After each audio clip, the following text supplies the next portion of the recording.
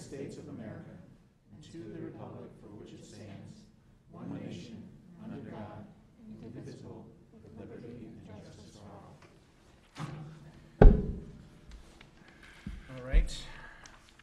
Tonight's a big night for us because it's our night when we finally get to approve our budget, have a formal vote, and then it's up to the community to provide their final input on the budget, which happens on May 19th, if I recall correctly. That's right. Voting begins at 7 a.m. in Main Street School. And before we begin, we have our acceptance of our agenda tonight, as we always do. So if I can have a motion to accept our agenda, please. So moved. Second. All in favor? Aye. Aye. So we have that out of the way. And I guess I should also add that once again, we are missing our fifth wheel. Bob Grados is busy with 2 more real estate deals. Will be working very late tonight, so he is absent and sends his regrets.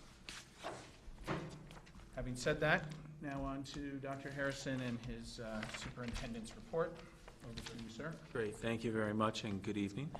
A bunch of things that I would like to report on, share, acknowledge, so on and so forth, but I would like to begin just by thinking about it where we were at our last meeting, and I had the pleasure of thanking the PTSA and Ed Foundation for their ongoing partnership and support of our schools. Specifically, I had referenced the IEF and their support of the Innovation Fund, where they were supporting 9 groups of students in our new grant program. And the PTSA, where we were announcing that they were supporting a $16,000 grant written by Dr. Kaur to provide iPads for the elementary component of Project Lead the Way, our expanded STEM program. Since our last meeting, I'm certainly proud to announce that Dr. Kaur was successful in multiple grant writing efforts related to Project Lead the Way. One grant was directly through the organization itself, where they have some corporate sponsorships and partnerships, where she, on behalf of the district, was awarded $20,000 to support the implementation of the Gateways Middle School STEM program. The grant will provide $10,000 of funding this year and next year to offset our costs there. So congratulations, Raina, and thank you for your efforts in that. But not only did Raina come through on this, but the PTSA, once again, came through with additional support. Dr. Kaur again wrote another grant that was just awarded yesterday by the PTSA, where they are going to support more of our supplies, participation costs, and teacher training for the growth of our STEM program at all levels, with a sum of approximately $29,000. So if we go back and we think it's $16,000, $20,000, now $29,000. So clearly, there is little question that our community has responded with tremendous enthusiasm for our efforts to roll out this program district-wide, and we look for great things, and want to thank the PTSA for their support and Dr. Kaur for being a go-getter and securing these funds for us. So thank you again to our partners at the PTSA and Dr. Kaur for your effort and time to complete all those grant applications. Consistent with that effort, the Rivertown Parents is hosting a STEM program for parents here in the CPR on Wednesday the 29th from 7 to 8:30 p.m. It's called Full STEAM Ahead Science, and that STEAM is an acronym: Science, Technology, Engineering, Art, and Math. So that's on Wednesday the 29th here in this room. And it's really going to start to introduce parents to look at subjects related to STEM and the value of integrating those experiences into our classrooms. Last Monday, our high school had the distinct pleasure of honoring 10 students who have demonstrated impressive commitment and achievement in their studies of the French language and culture. These students have been included in what is the French Honor Society. We had approximately 10 students that were inducted last week, and these students have maintained an average in French throughout their studies, and we're certainly proud of them and all of their accomplishments. They were recognized in a great little ceremony right here in this room with candle lighting and the like. Very intimate, certainly proud experience for all of those students, their teachers, and their families. Likewise, last night we had the Cum Laude Honor Society induction, where we inducted 22 students into the Cum Laude Honor Society. To be eligible for recognition in this wonderful program, students, seniors are in the top 15% of their class. So we certainly are proud of all of these students and look forward to their wonderful commitment and movement as they move forward in their careers as learners and beyond that. One thing that stuck with me last night, and Mr. Cohen, as he was speaking to the students at the Cum Laude Honor Society, he was talking about excellence. And excellence not necessarily being an action, but excellence being a habit that students have developed, and talked about encouraging them to be mindful of their actions and carrying that forward. And it was an interesting perspective that seemed really to resonate with our students and their parents, and led to some small group discussion afterwards. So it was just something that really sat with me, and it was quite important. We also have our spring art show that is opening tomorrow, 6:30 in the campus gym, and then on Thursday, the high school hosts the spring orchestra and chorus concert, so we certainly encourage everyone to come out and enjoy the talents of our kids. Quickly wanted to touch base on a couple other items, one of them being the campus traffic and parking situation. If the board recalls, a few weeks ago, we asked you to support the hiring of a part-time traffic monitor to replace a position that had been vacant for some time. I'm proud to report that Ms. Babick, who was hired in that role, has really had some great impact. Definitely, the parking lanes are more clear in the morning time. We don't have as many folks that are parked long-term in the short-term parking, so we're seeing some great improvements there. So we certainly want to commend her and hope that we're actually changing some habits here on the campus, and look for continued progress there on that front. With respect to the bond, I just do want to provide an update to the board and the community that unfortunately there's still little good news to report, other than we're moving ahead with the Dow's Lane office space construction for the summer. At last check, we had approximately 240 applications still before Irvington's applications. So it doesn't seem that approval is any time in our near future. But we're continuing to monitor that, but we are certainly making plans for our construction over the summer at Dow's Lane. On a related note, I had been speaking about Mazzaro's Field because it impacts so many of our student athletes and community members.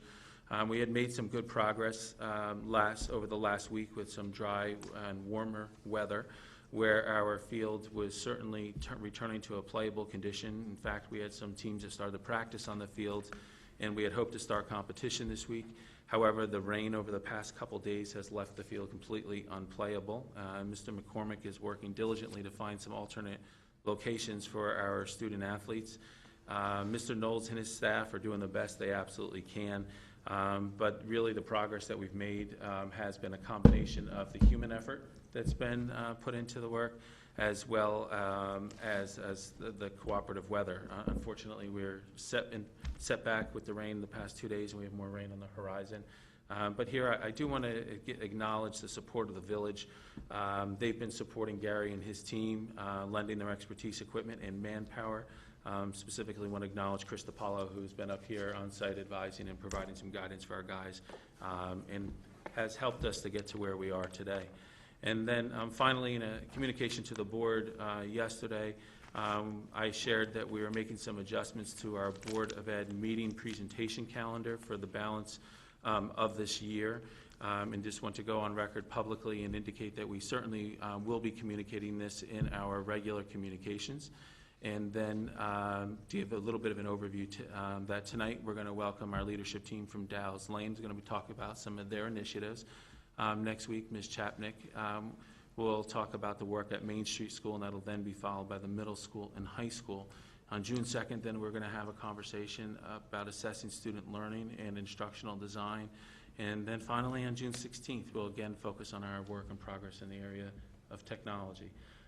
So please don't stay away. A lot of exciting discussions to occur at the upcoming board meetings. And as Mr. Whitney said, don't forget to stay dialed into the budget and remember to vote on the 19th of May.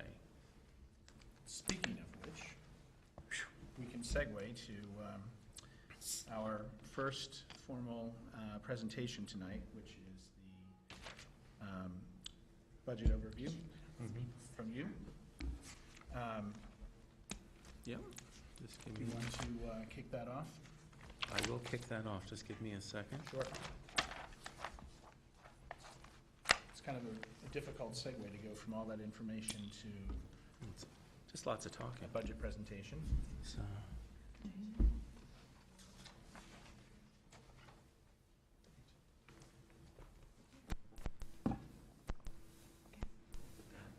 we have a new remote, I'd like to note, that is working tonight. So really, tonight is a culmination of a number of months of work that have gone in this room.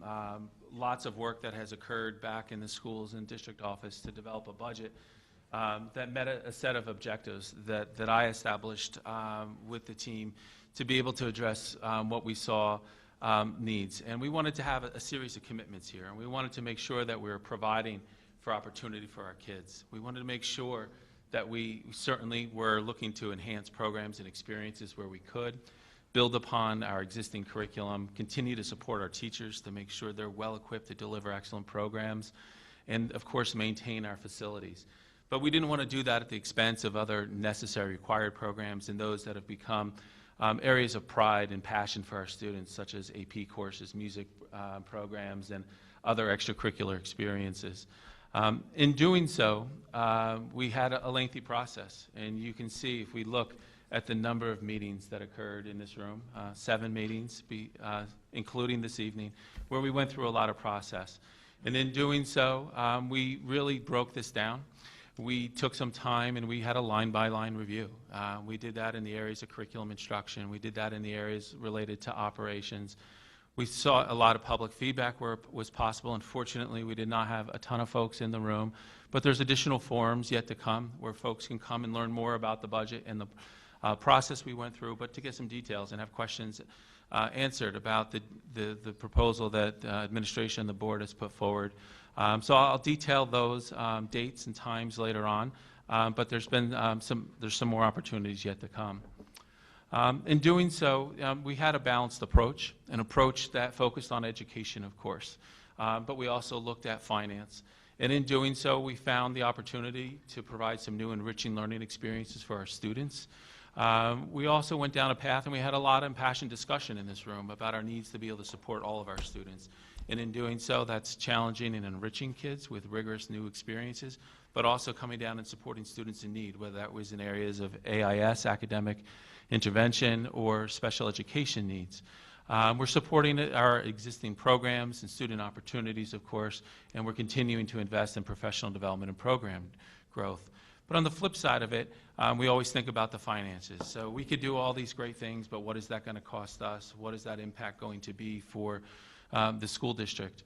And in doing so, we came up with a plan, one that was presented by administration and ultimately received by the board, that we're proud to say that we came in at nearly $385,000 below the tax levy cap limit. It also reflects some savings associated with reduction in bond costs through a refinance, where we're saving approximately $355,000 a year. And when we look at the overall savings associated with this refinance that Ms. Miller led and the board approved of, over the remaining 17 years of this bond, the community is saving over $6 million. We're also starting to plan for the future by establishing a capital reserve fund, which I will detail later. But despite some challenges that we had in trying to be able to maintain a responsible increase in the tax rate increase, we think we found a balance there, but it's still a difficult process for us to go through, and some details yet to come. And as always, we have investments in maintaining our school facilities. So when we can step back, and I'm certainly not going to read all these details to the board or the public, but just reflect on what this budget includes. This is a budget that really touches kids at every level. It provides opportunity for enrichment. It provides opportunity for support. It provides opportunity for us to enhance our operations, whether that's looking at some clerical staff, whether that's looking at another security greeter to support the needs in our schools, restoring a maintenance position. But we're also performing a lot of important renovations in our schools, and such as replacing a bathroom here at the high school, and many, many projects across the district. but some real highlights that we can't step away from and that I want to draw attention to, and that's restoring a literacy coach at the secondary level that's going to support our teachers and certainly look to enhance instruction. All the STEM programming that we talked about earlier, but overall certainly looking to round out our experiences and meeting the needs of all of our learners. So in looking at specifics of technology, we definitely are committed to enhancing the use of technology and the integration of technology in our schools. And this budget provides for that again with a 5-year lease purchase agreement in which we're going to purchase 180 Chromebooks with 6 mobile charging carts, 50 new computers, and then of course replacement of other essential equipment. I've provided some detail on the technology lease to ensure everybody understands the details. We're looking at a 5-year lease with a dollar amount not to exceed $195,000, and it's for equipment that's solely for the purpose of instruction and to benefit the work that occurs in our classrooms. Funding is included in this proposed budget, where we're looking to make the first payment of approximately $40,000 in principal and interest for year 1 of 5, and that will be made at the end of the 15-16 school year. When we're thinking about the future, as I referenced before, we're looking to develop a capital reserve fund. Essentially look at this as a savings account for the district. When we have work that has to be done on facilities, whether that's significant repair or renovation, rather than always having to go to the voters to bond, the district can begin to save. And in doing so, we need the community's approval, which will be through proposition on May 19th, to create such an account. But then as the board makes deposits in that account over the years, the board cannot take that money out with voter approval. So there's a lot of public influence here, but I think there's an opportunity for a lot of dialogue, and it creates an atmosphere where our board is thinking about the future and looking to always invest in our facilities. So an overview of the budget and our revenues. The important thing and the thing that most folks care about is when we jump down to the bottom, that we're looking at a situation where we have a new budget that does increase by $1.493 million. But in doing so, we are under the tax cap by nearly $385,000. The note at the bottom, I think, is important to draw to your attention again. The permissible increase was 3%, and this board that has been developed with the this budget that's been developed with the board and administration represents an increase of 2.23%. So a budget comparison, when we look year over year, we're looking at a budget variance of 2.43%. And clearly, there's a lot of adjustment in numbers. You can see variance from what the push-ahead budget on the left-hand side, what it would have cost to maintain programs and services that we have today. And then the proposed budget is then looking at those considerations that I just discussed before, those new items that we're looking to enhance programs and services in our schools. The one challenge that we've seen, and I referenced before, has been the shift in local assessments. And in doing so, it's leading to a larger than usual increase in the tax rate. So if we were to step back and think, hey, if everything was to remain the same, and we did not see the shift in the assessments in our tax base, what would it look like? Well, we'd be looking at a tax rate increase of 2.11%, which would be one of the lowest increases on record. However, unfortunately, we've had a number of tax certs that the district has had to settle, and in doing so, we're seeing a shift in those assessments, and unfortunately, the impact is much greater, and the actual increase in the tax rate to our residents will be the 3.54%. So what does that look like in our community? You can stop and take a look at what that impact may be on your home. We've illustrated estimated tax increases for homes valued at $250,000, $500,000, and $1 million. The average assessed value is for a home approximately $744,000, and those households would see an increase of approximately $585 next year.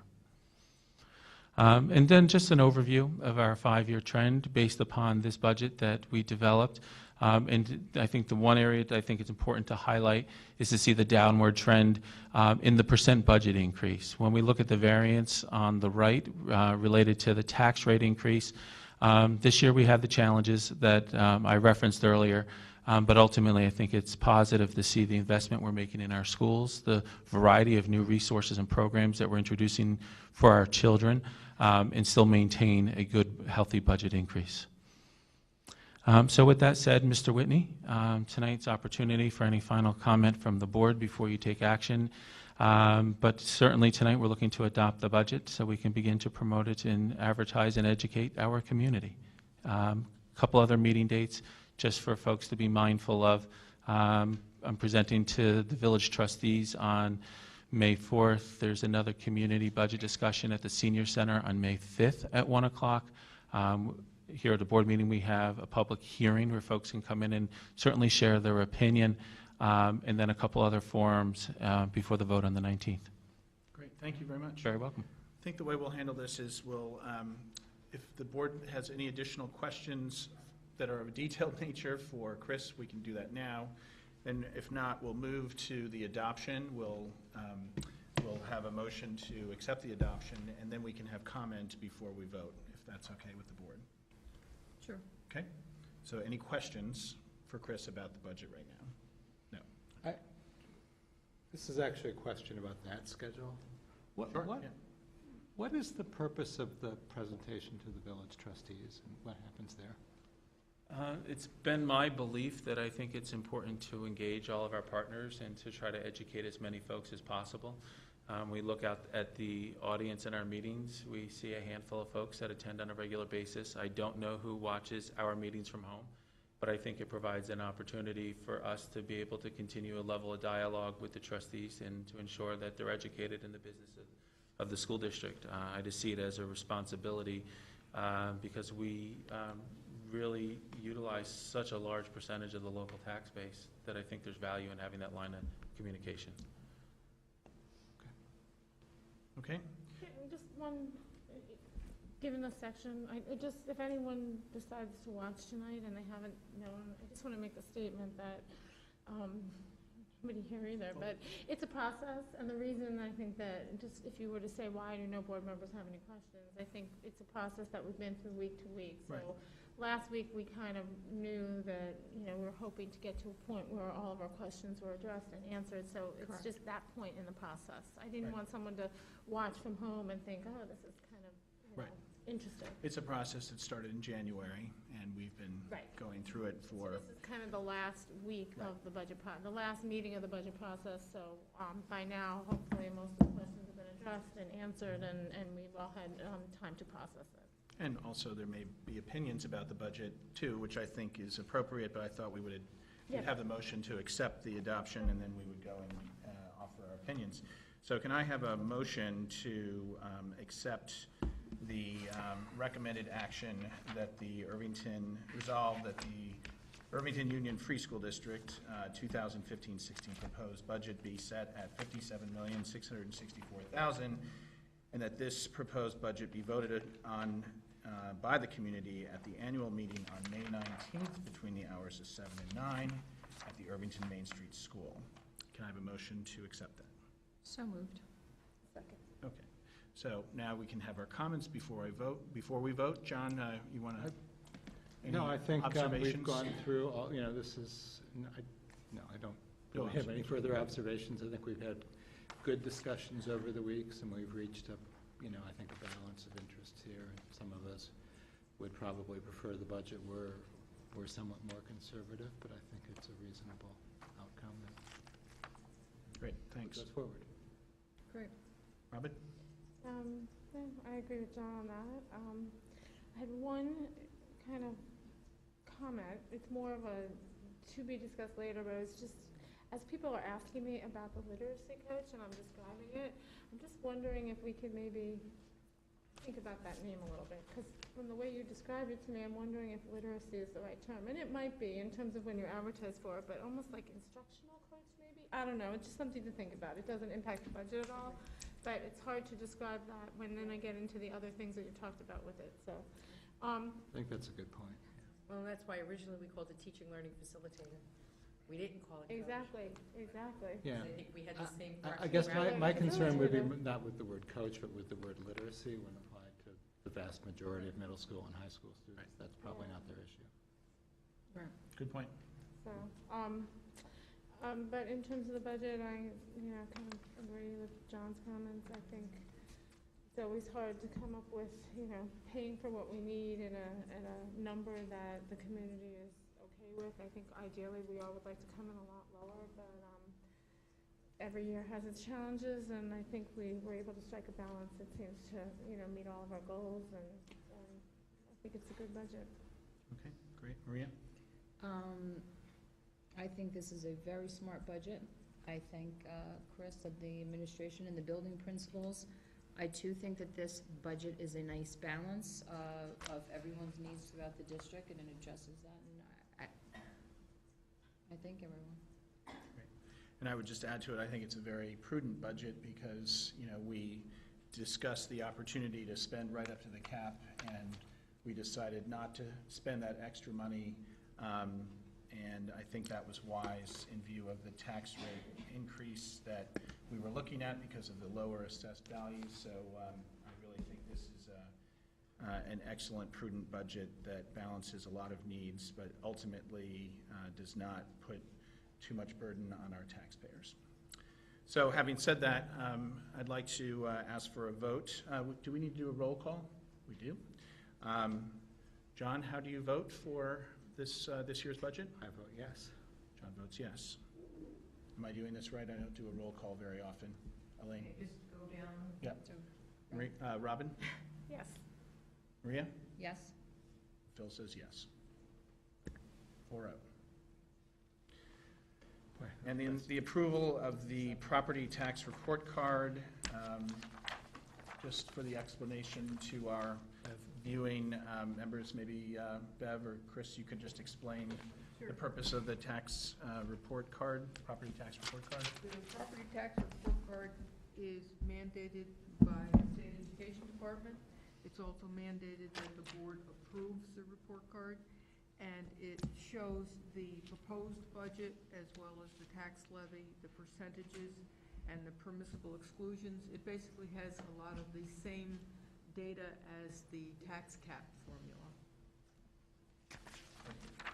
All right, can I have a motion then to accept this approval of the 2015-16 property tax report card? So moved. Second. All in favor? Aye. Aye. All right, so we have concluded our budget matters for the evening, and I think we will now accept community questions at this point ahead of our presentations, so that we may hear from our community anything related to the budget or anything else on the agenda tonight. Essentially moving up comments from the community, so we may hear from our audience members tonight. So if anyone has any comments on anything on the agenda, please go to the microphone, sir, and the microphone behind you, and state your name and your residence. Thank you. My name is Hector Cartagena, and I'm a school bus driver. And I wanted to ask a question. I have a real concern, and I believe that people should know about the concern of the award of the transportation to a new bus company. I wanted to bring to your attention to see if any of you were aware of they didn't meet the bid specifications, and I wanted to bring it to the attention of the board. There were certain specifications that the transportation, the district required of bidders, and if they don't qualify, they would be disqualified. And the person that it was awarded to, John Minch from Montauk Bus, he didn't meet 3 qualifications when it came to the bid process. He doesn't have a property. He has bankruptcy history. He has over 58 different entities as far as bus companies changing the name. And he has a history of also abandoning the work after he wins the bids from school districts. And also, he doesn't meet the safety criteria of the DOT inspections that was specified in the bid. So I had the question of how is it that they're awarding it if he doesn't qualify? Does anybody else have any questions on the transportation matter? Because we can take them all at once, or is that, are you kind of speaking for Yes. the group? Okay. I may have some follow-ups according to the answers. Okay, fine.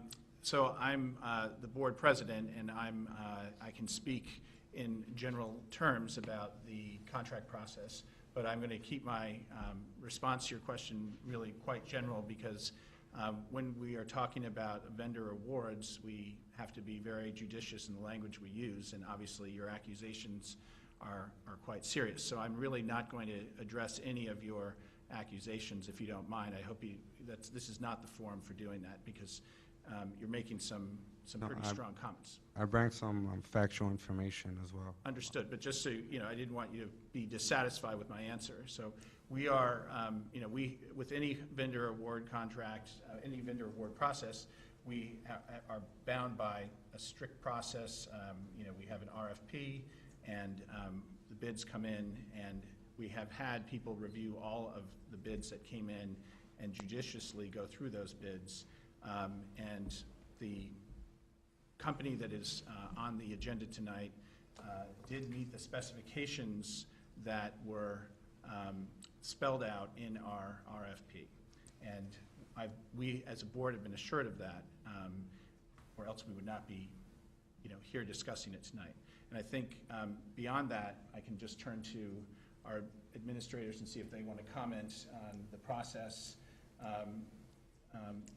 Ms. Miller is our business official who works closely with the Ardsley Transportation Director, who leads our transportation consortium and oversaw that. If you'd like to comment further about the process itself. Sure. I'll just give an overview on the process, just in case the others don't realize it, that we are part of the Quad District. That's Ardsley, Hastings, Dobbs Ferry, and Irvington are all part of the Quad, and we jointly bid our transportation. As part of the Quad, we issued an RFP, which is a request for proposals, and that was created by the Director of Transportation and legal counsel to create a bid that ensured the safe and efficient transportation for all of our students. After the bid was created by legal counsel, it was put out to bid, advertised in the local newspapers on March 3rd. On March 20th, the bids were open. They were analyzed and reviewed by our Director of Transportation and the Transportation Department, and they were also reviewed by legal counsel, and it has been thoroughly analyzed.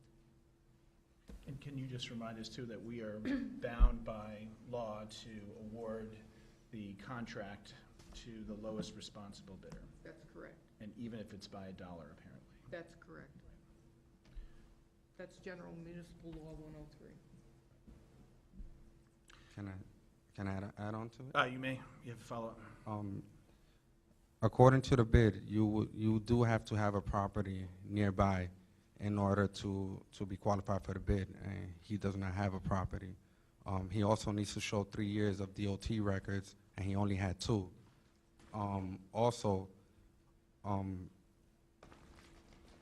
He has a bankruptcy. He had tax liens, and you're supposed to be disqualified if it comes to the RFP bid. So I would really like for the board to consider reviewing it at least one more time and thoroughly investigate the person that it was awarded to, Montauk Bus. It's for the benefit of the district. The history speaks for itself. He will engage in winning the bid and then overbilling the districts. It's proven. And I really would like the board to reconsider. Okay, thank you very much for your comment. I won't, as I said, get into a detailed discussion about the actual items that you're bringing up, but thank you. We really appreciate your comment. All right. Any other comments? Sir? Yeah, Frank McCann. Just a quick comment. I mean, the town of Greenberg is also in litigation with Montauk Bus as well over failure to perform there. But obviously, as Hector had said, each member of the board has a packet. And when would be an opportune time to discuss this further, if not at this venue, to really go over? Obviously, we've reviewed the RFP and would like to talk more about it. Is there a proper forum that we would do that? Well, unfortunately, tonight we are scheduled to vote and approve the award because we have to have buses running on July 1st. Mm-hmm. And for us to delay additional time would impact our ability to be up and running on July 1st since Quality has elected not to renew at CPI.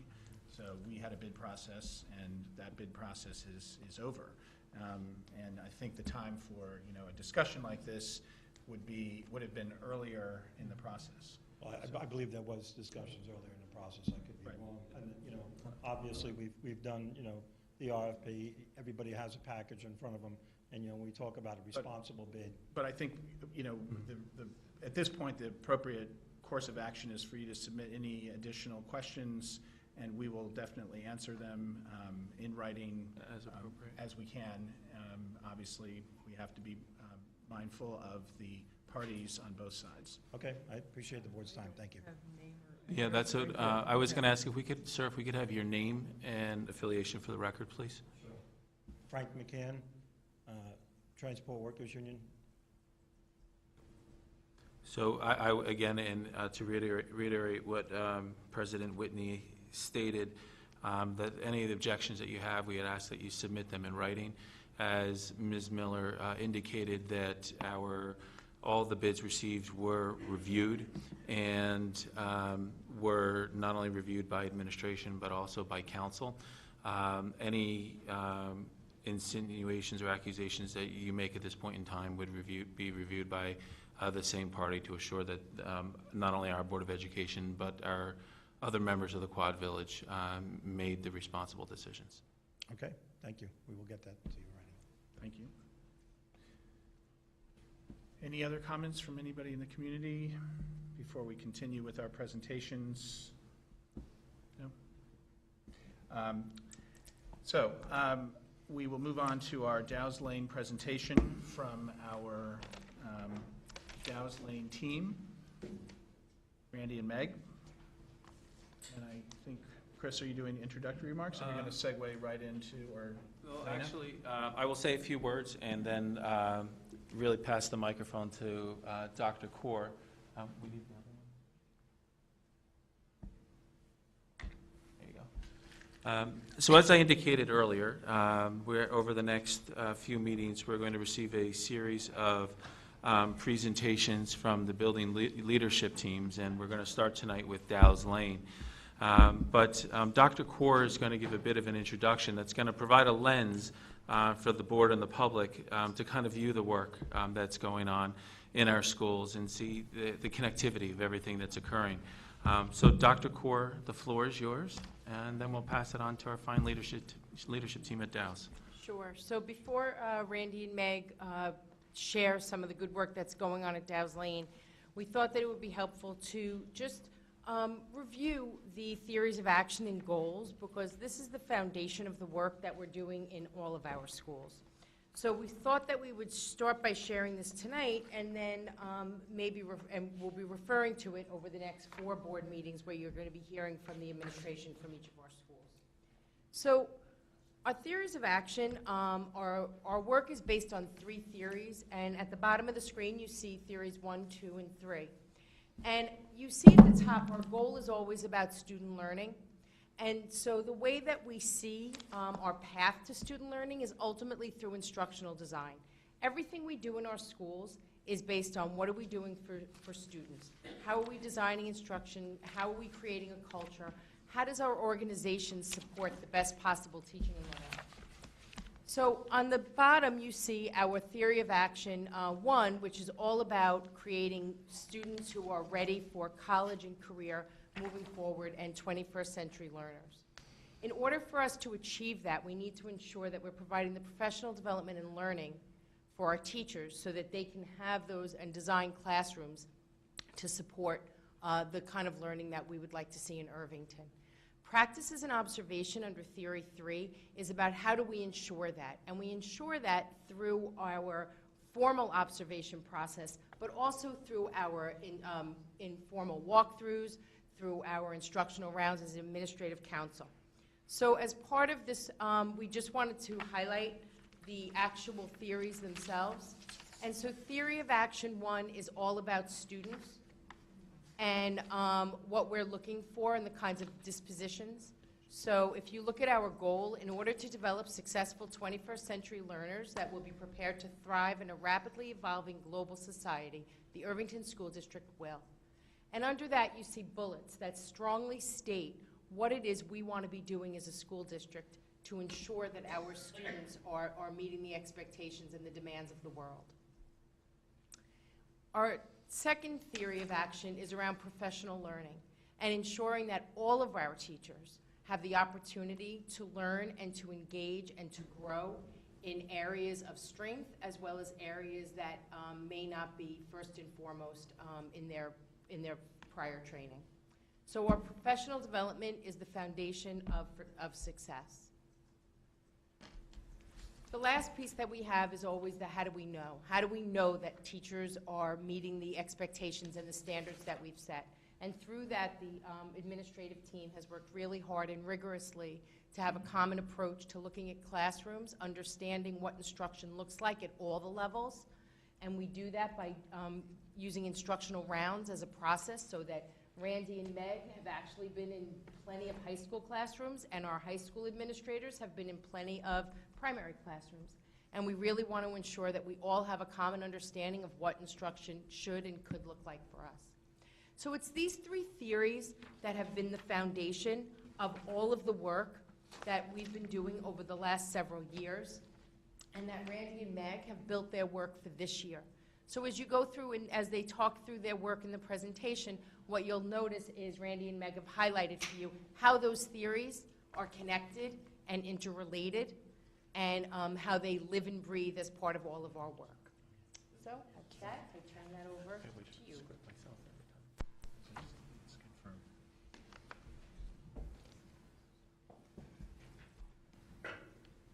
So good evening, everyone. Thank you so much for giving us this opportunity to come in to celebrate a little bit of the work that we've been doing at Dow's Lane, the incredible work of our staff and, more importantly, our students, the youngest learners here in the district. So we're going to focus on a couple of different things tonight. Can I have the... And it's very big in effect. This is new, so let's see how this works for me. So tonight we're going to focus on a few different things, but first I thought we'd start off and give you sort of a snapshot of who are the people in our neighborhood, who makes up Dow's Lane.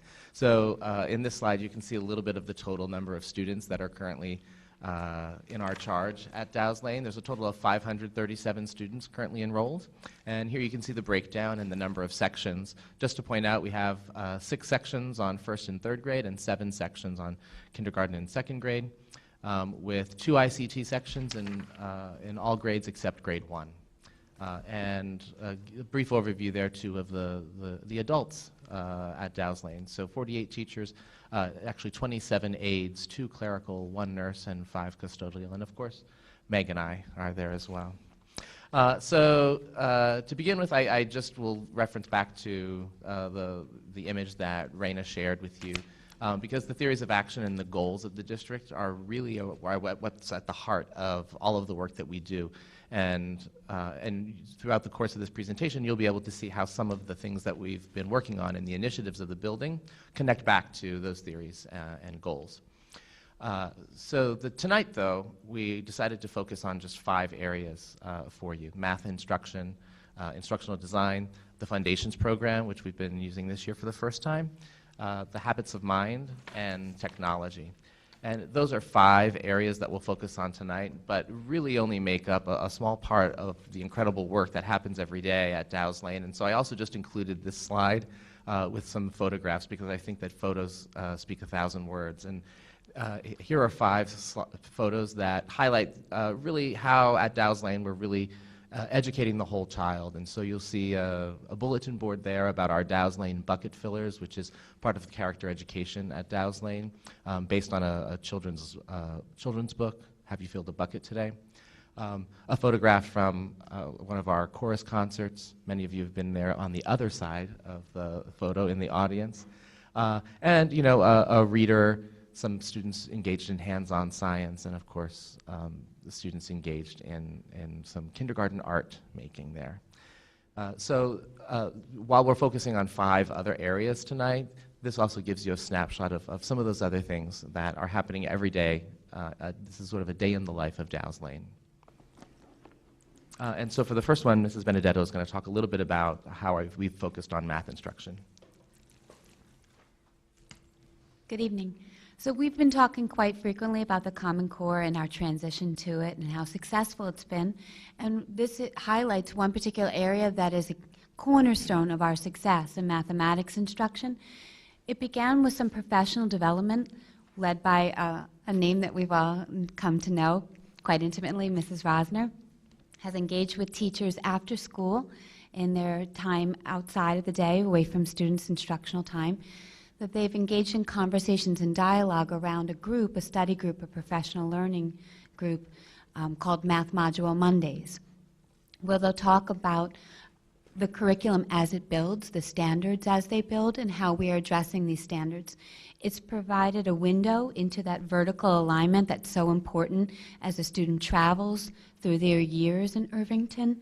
Also, they have been talking quite a lot recently about the precision of language by themselves as educators as they speak, but then also as they foster that with the students so that the students can communicate with clarity and precision and as they talk about problems and their problem solving with each other.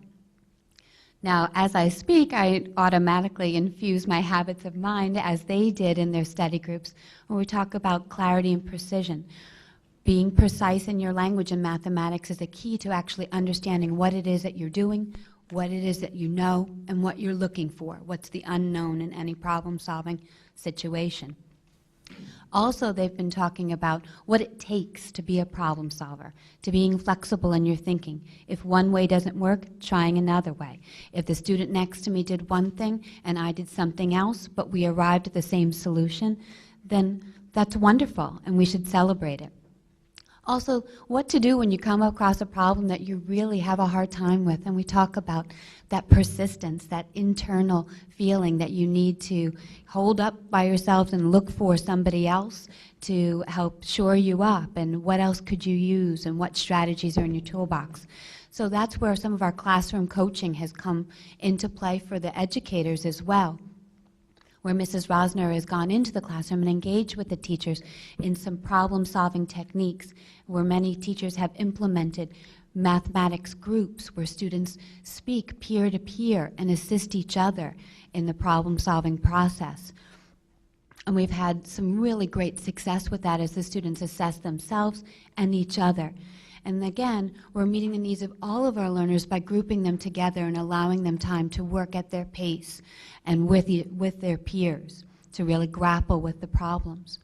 But it doesn't just stop there. When we talk about our instruction, we talk about our planning, we talk about how we're delivering it, but then we also look at the assessment piece.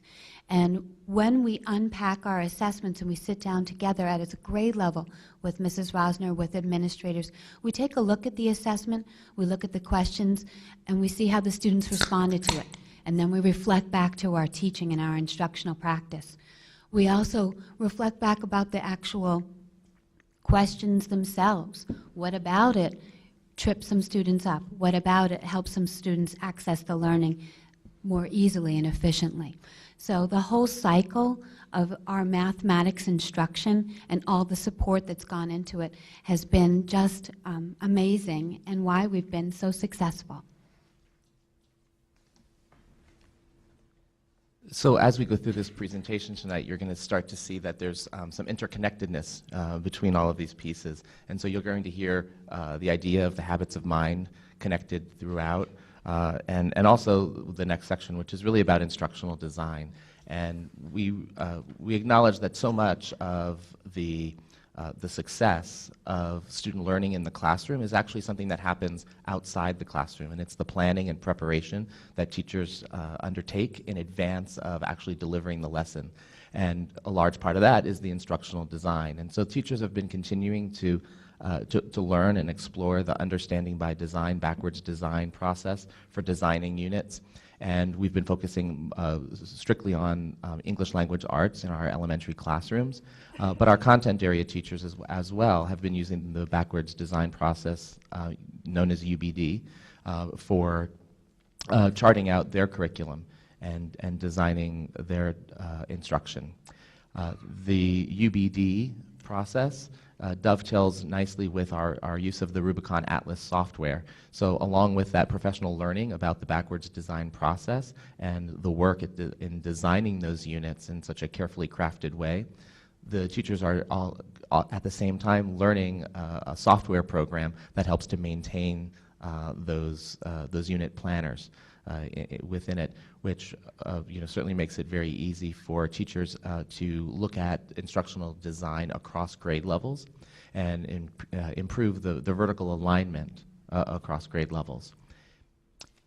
We've also been looking a lot at our faculty meetings about the role of assessment in instruction and how assessment can inform our instruction and the instructional design process. So at faculty meetings, we've been talking about the different kinds of assessment, engaging in conversations about the rubrics and the formative assessment tools that teachers use, and some of the technology that can help us in our jobs of doing that important work as part of instructional design. Foundations is not something that's new here. We've had conversations earlier this year at that round table. Last year, some presentations on the Foundations program. And so our kindergarten and first grade teachers have been engaging in a lot of work with Foundations. So that includes not only the time that we have with our consultant from the Wilson Language Group, the designers of the Foundations program, but also with an informal study group that they have after school with one of our literacy specialists. So similar to the study group that Mrs. Benedetto was talking about in math with Christine Rosner, we also have teachers in kindergarten and first grade who are working with one of our literacy specialists, Dr. Ferreri, to really look at the Foundations program, to break it apart, and to look at the data that they're receiving.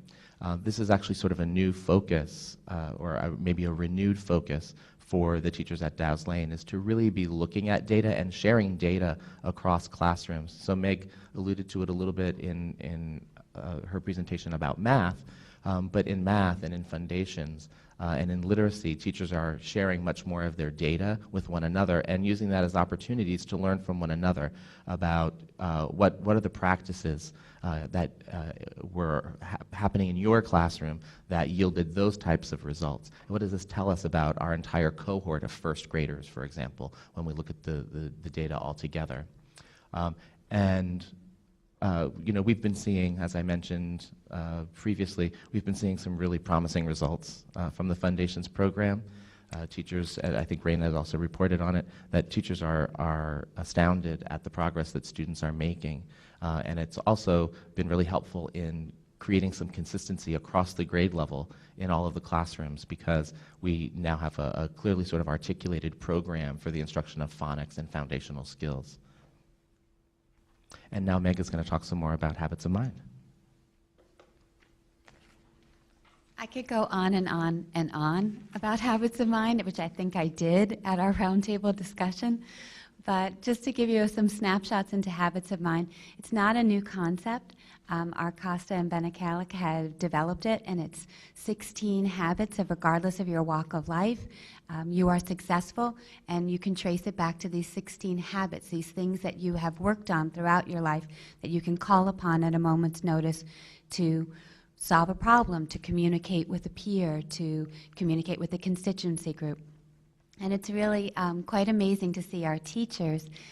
Throughout the presentation, we keep talking about the things that the teachers are doing within Dow's Lane as a community, that they're not going without and looking outside and for other sources. And Habits of Mind is yet another example of that. We started last year with 12 teachers who are willing to take a risk, a habit of mind, a risk-taking.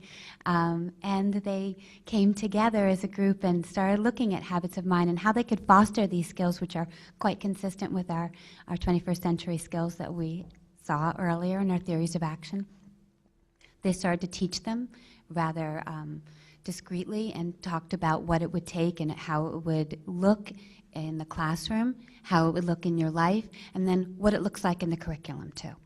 So the teachers have been engaged in some work outside of the classroom with their peers.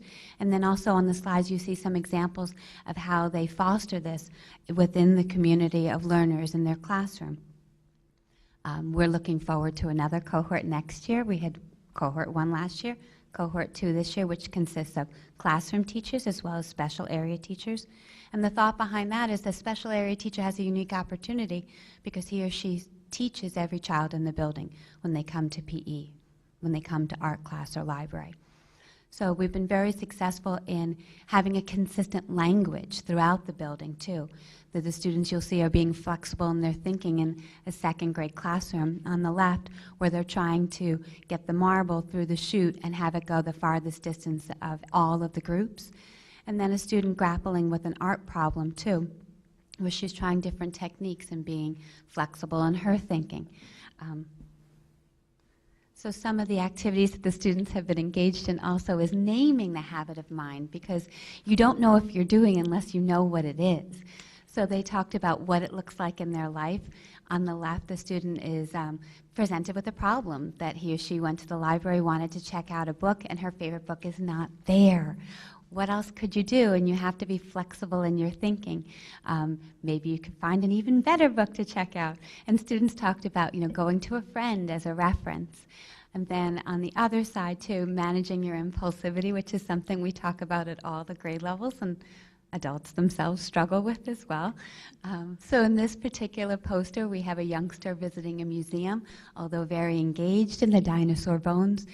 He or she is not touching them. Why? Because they're managing their impulsivity. So there are things that you take throughout your life, throughout your day. Some of the other things that we talk about is listening with understanding and empathy, really trying to listen to a friend and unpack their problem and be there for them. So it goes throughout the academics as well as the character education, and we hope throughout their lives. So before moving on to technology, I just wanted to point out again another way that all of these pieces sort of work in concert with one another. So when I was talking about instructional design, and we've been talking about math and habits of mind, as those things come together, an assessment, I was also sort of referencing that we've been doing a lot of conversation around assessment. And so we've been thinking about, as we're teaching students about these habits of mind and teaching them how to use them and teaching them the language of it, where is it that we're assessing them on that? And so some of the work has also been looking at, in math, for example, having students reflect on their work. So if they're taking a math assessment, at the end of the assessment, to sort of reflect on that and to think about where in this assessment did you have to be flexible in your thinking, or with which question did you have to really demonstrate persistence and why, so that students are using that language and referencing back to using the habits of mind and making the connection to their work and those things that are helping them to be successful in the assessment. So in technology, there have been several different initiatives related to technology at Dow's Lane. This year was the first year that our third graders participated in the Hour of Code, and that was a really exciting thing that you probably read about in newsletters and we also discussed here at board meetings. We continue in the integration of technology into content area units, so the point people at each grade level are continuing to work with the technology teacher to plan those units where they can best use technology in the presentation or in the research of their work at Dow's Lane across the grade levels. Through our conversations about assessment, there have been a big interest in the ways that technology can help teachers and students in formative assessment. So that's happened through our faculty meetings and some of our Dow's U presentations. Through the conversations, teachers have identified areas that they have a particular interest or expertise, a particular tool that they may use in formative assessment, that an app that makes life easier, and then they've signed up to do that presentation as a workshop as part of our Dow's U program. As I referenced earlier when we were talking about instructional design, we've had a team of teachers who've taken on the charge along with other district personnel to really be those people who are doing a lot of the heavy lifting of the learning around the Rubicon Atlas program. So this is something that you might also hear about in the Main Street and middle school and high school presentation as well. But this is really sort of indicative of how teachers are taking on the role of learner and then as teacher to their colleagues, which is also related to our last bullet there, which is about our Google PD team and the work that teachers have been doing with other district personnel to learn about Google Classroom and the capabilities that lie within that, and then turnkeying that information back to our Dow's Lane team. So as Meg said, she could go on and on about habits of mind. I think that we could stay here all night and talk about the incredible work of our teachers and how that then facilitates the amazing things that our students are able to do each day. I included this last slide here because it really highlights a lot of the hard work that teachers undergo. So there's some photos of superintendent conference days, teachers doing learning at faculty meetings, teachers presenting at our Dow's U program, some work within study groups. And I think that is, in some ways, that's the keynote or the most important maybe takeaway of some of the work at Dow's Lane has really been we've been engaging the adults in the building as learners and as teachers of teachers. So it's been a real environment of professional learning, which then really turns around and benefits students in so many ways. So with that, I just leave you with this little poem that I hope sums up everybody's experience at Dow's Lane. Great. So Well, now we have your questions. great. Thank you, Raina, Randy, and Meg, for that informative discussion. Certainly want to pass it over to the board, and but want to be the first to acknowledge that there was a typo in there that we did correct, but somehow posted the wrong version. So it should not be a reflection on Randy and Meg, because we did make that correction today. But certainly, Thori 2? Thori 2. Yeah. Yes. I thought Thori 2 might be like a new movie that's coming out or something. Well, we have our Q&A here. I have some questions, but I'll turn it to my colleagues first unless somebody... Happy to hear yours first. Okay, fine. I'm curious about Ms. Rosner's visits to the classroom. How often is she able to get to your school and your classrooms? And, is it kind of like going to a classroom once a month? Or, well, why don't you answer the question? I won't guess at what she does.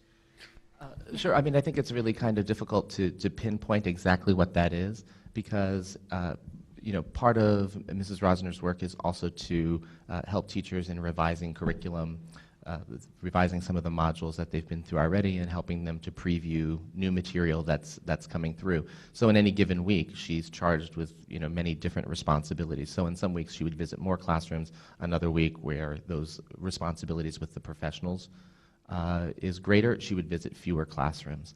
I think we could probably look back and find out an average for you.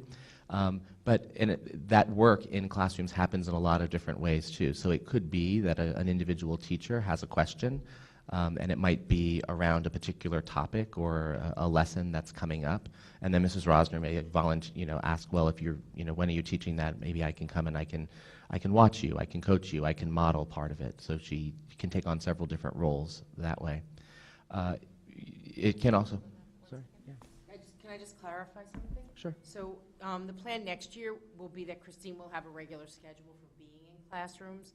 So this year, clearly being our second year of her unpacking our modules, so for instance, second grade still had 3 modules that were never taught the year before, so those modules needed to be worked on.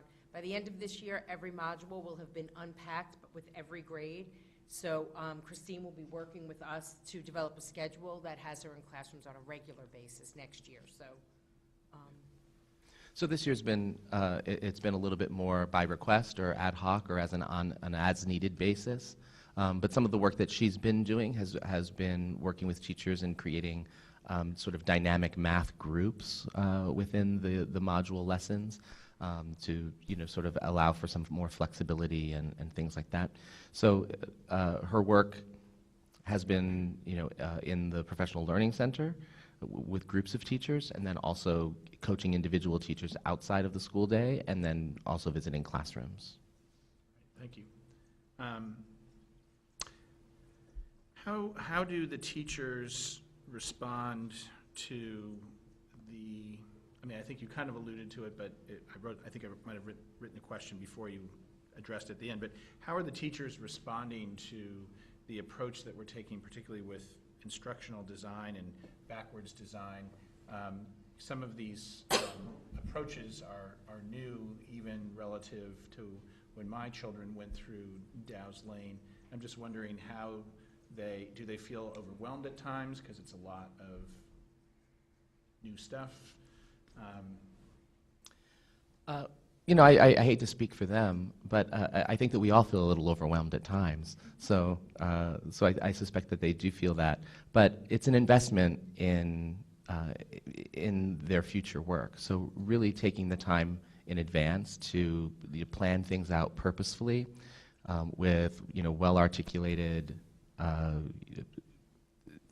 content, assessments, and having a clear description of the overarching goals and enduring understandings of the unit, making that investment early on really pays off later on for them.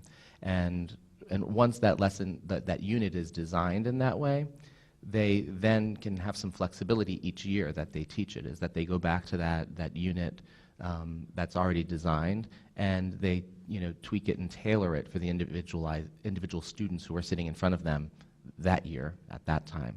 So while it's an investment of time and energy now, I think that a lot of people see it as a positive investment because of the dividends it will pay while they're teaching the unit this year and every year beyond. And do they use kind of groups then? It sounds like they do. They have a group approach so that if there's one teacher, let's say, who is kind of getting it, that she can help her peers, sort of in a professional learning community to get up to that level? Yeah. So I don't want to answer that question for the district because it's actually a model that Raina and Chris have introduced. So I'm not sure, Raina, do you want to answer about the PD teams or? Okay. So as we talked about with Rubicon and our Google PD teams, we also have a UBD PD team. So there are some lead teachers who are involved in an intensive study about understanding by design. But it's also something that I think teachers have been exposed to over time. But there are individual teachers who are sort of leading that charge as part of the district plan to use these PD teams. Did he answer it well? Did a beautiful job. I trusted him completely with that. Okay. I'm almost done. I was curious about the comment about the data focus, using data that the teachers would be sharing amongst themselves to improve instruction, presumably. We've heard a lot about data in the last week or two, much of it in a very negative way, because the data is being collected and not being shared with teachers in a productive way. I presume the data here is obviously data that they're collecting on their own and using in a productive way. And I just thought maybe you could elaborate on what kind of data that might be and how it practically plays out in terms of that sharing process. Sure. So within the math modules, there's a mid-module assessment and an end-of-module assessment. And so as the teachers administer those assessments, they collect data obviously about individual students, not just what their score was, but where exactly they may have fell down a little bit in their understanding of the concepts. So it's charted back to individual problems, and sometimes if it's a multi-step problem, which step within that problem was troublesome for them. So teachers are able to get individual information and then look at that and for their own class, design small group remediation for students who share the same common struggle. For when they meet together with Christine Rosner in their weekly team meetings, then Christine compiles the information from all of the classes and puts it up on the screen so that everyone can see how their class did compared to another class. And did other classes struggle with the same types of problems? And then they can begin to have conversations about why did that happen? Is it something about the math module itself that the assessment is, there's a disconnect between the instruction and the practice and the assessment? And they can look at that, and that can be part of the revisions that they might make. Or it could be that in particular classrooms, there was a difference from other classrooms, and then they can share ideas about what it is that they did, so that then those teachers can go back and use some of those good ideas with those students who were struggling in their class on a particular concept. And then we've also implemented the same thing with foundations, so that teachers are doing going through the same process with foundations as well, with the same type of thing. Did you want to add? Also, when we talk about the revision process too, sometimes when we first look at the question or the problem, as we unpack it and as we talk about it, we might think that there's something faulty with how they've asked the question, but having Christine Rosner there and the teachers all engaging in the dialogue, we then also sometimes realize why the question is worded that way, and that informs your instruction too. So I was sitting with a group one day and we talked about should another word be added in to help the students with it, and Christine reflected back on Math Module Monday. Remember when we talked about this, that no, you can't make children rely just solely on clue words because sometimes they fail them. And when you talk about equal groups could mean multiplication. It could also mean division. So having the child rely on something, some nuance of language is not necessarily the most effective instruction. So again, going back to your original question about the data, this is data that is time well spent, and it circles back to the teachers and ultimately to the students. So this is very useful data. And presumably this data is not being gathered in every grade because certain grades, the testing would be the assessments. No, every grade. This process that Randy and Meg are talking about is done K-5. These aren't state tests. Right, of course not, no. I'm But sorry, in- say that. These aren't the state tests you're talking about. These are This is math, this is the math units. Right, but so they're simple assessments that aren't sort of requiring our poor young children to sit there for an hour with a. Oh, No, they're no. assessments that we would be expecting classroom teachers to be doing on a regular basis. Right, Some are observational, some are paper and pencil, some are interview style. There's lots of different forms and lots of different lengths. just wanted to clarify, okay? I'm good for now, I can pass the baton down here. I have a couple of questions, but just a little follow-up on to Phil's question about the math modules and the assessments. Are these assessments that we have created mid and end of each math module, or is this something that is unpacked and given to us by, with the math? I know, I'm sorry about my voice tonight. A little bit of both. They came originally with the Engage New York, but as we've unpacked the modules and we've looked at them and we've revised the modules, we sometimes revise the assessments as well. So no, we didn't ultimately create them. They were part of the Engage New York process, and they're on the Engage New York website. However, you might find as a parent looks at it that we may have revised the questions slightly as a result of these conversations. So one of the things that happened with the math modules, interestingly, was New York State had teams of teachers developing them, and different teams. And some of the teams were better than others. And so what we'll see sometimes is in certain grade levels, we find that the units and the assessments are very well aligned. And then in other grade levels or units, we'll find that they're not. So our level of editing is really commensurate with how well they're designed, and if they're not designed well enough, then we change them. or if they're not appropriate. Okay, thank you. Let me go back here. I have here, the Google PD teams. Exactly, so these professional development teams go, I'm thinking they're getting trained on a Google Classroom and how to bring that back to Dow's Lane, correct?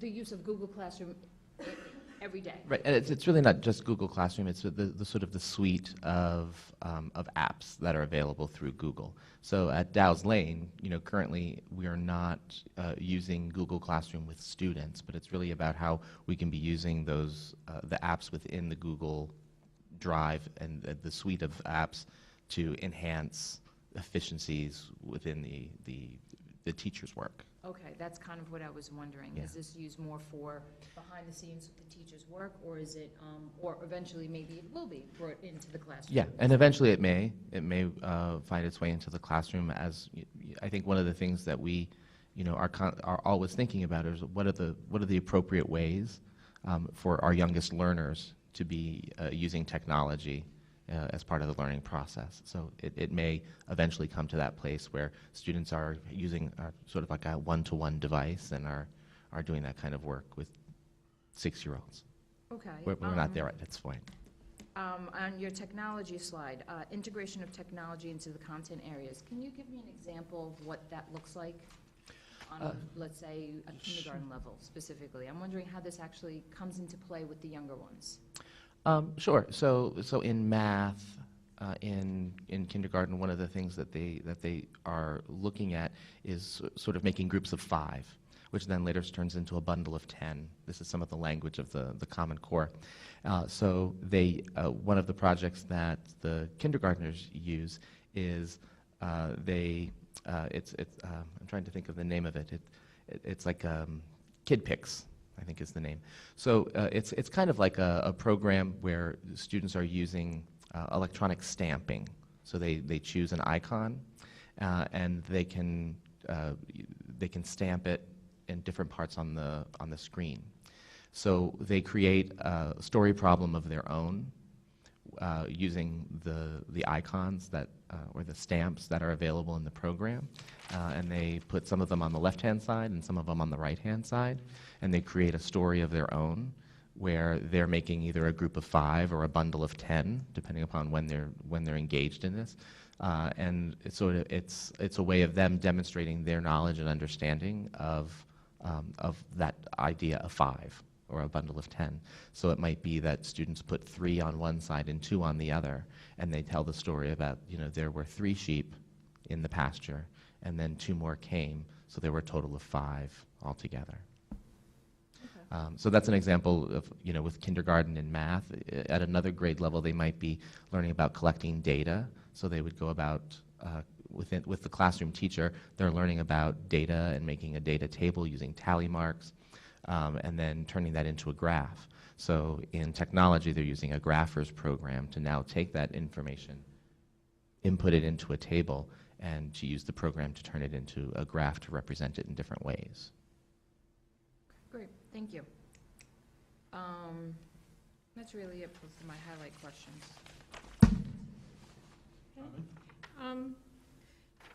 So before I get into a few questions on the PowerPoint, a question about the numbers of sections and students. I don't know if we talked about this, but what are you guys anticipating next year for kindergarten? 1 or 2 ICT sections? Do we know offhand? So at this point, I believe we're thinking that it's 1 ICT section coming into kindergarten. Not all of those meetings and things have happened, but at this point it looks like 1. We have 1. And preliminary currently, data that we have all leads to Okay. 1. yeah, And so are we budgeting for 6 overall sections? Correct. at this time. Okay, thanks. That was that was my one kind of statistical question.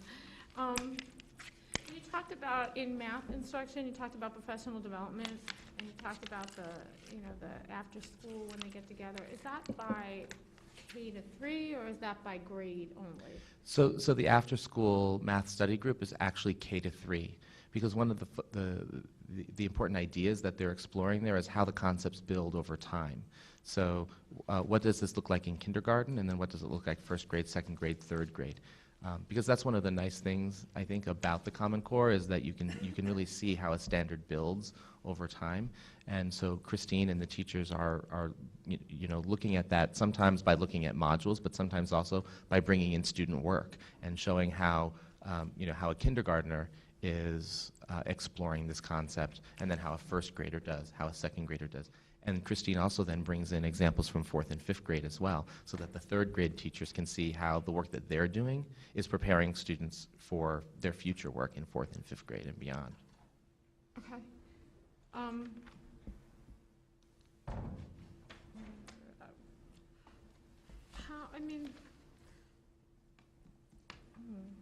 Okay, next question.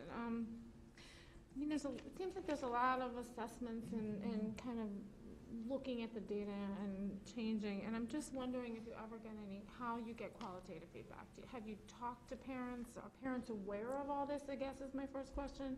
And the second one is, do we ever look for qualitative feedback from parents? And students would be hard at that age. I think that our teachers are always engaged with parents.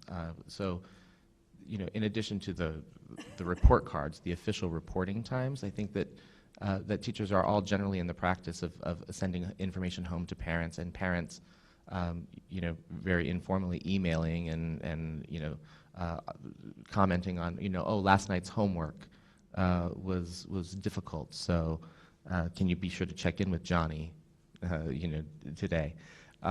So I think that a lot of that just happens very informally. The module assessments are obviously things that are shared with parents in math.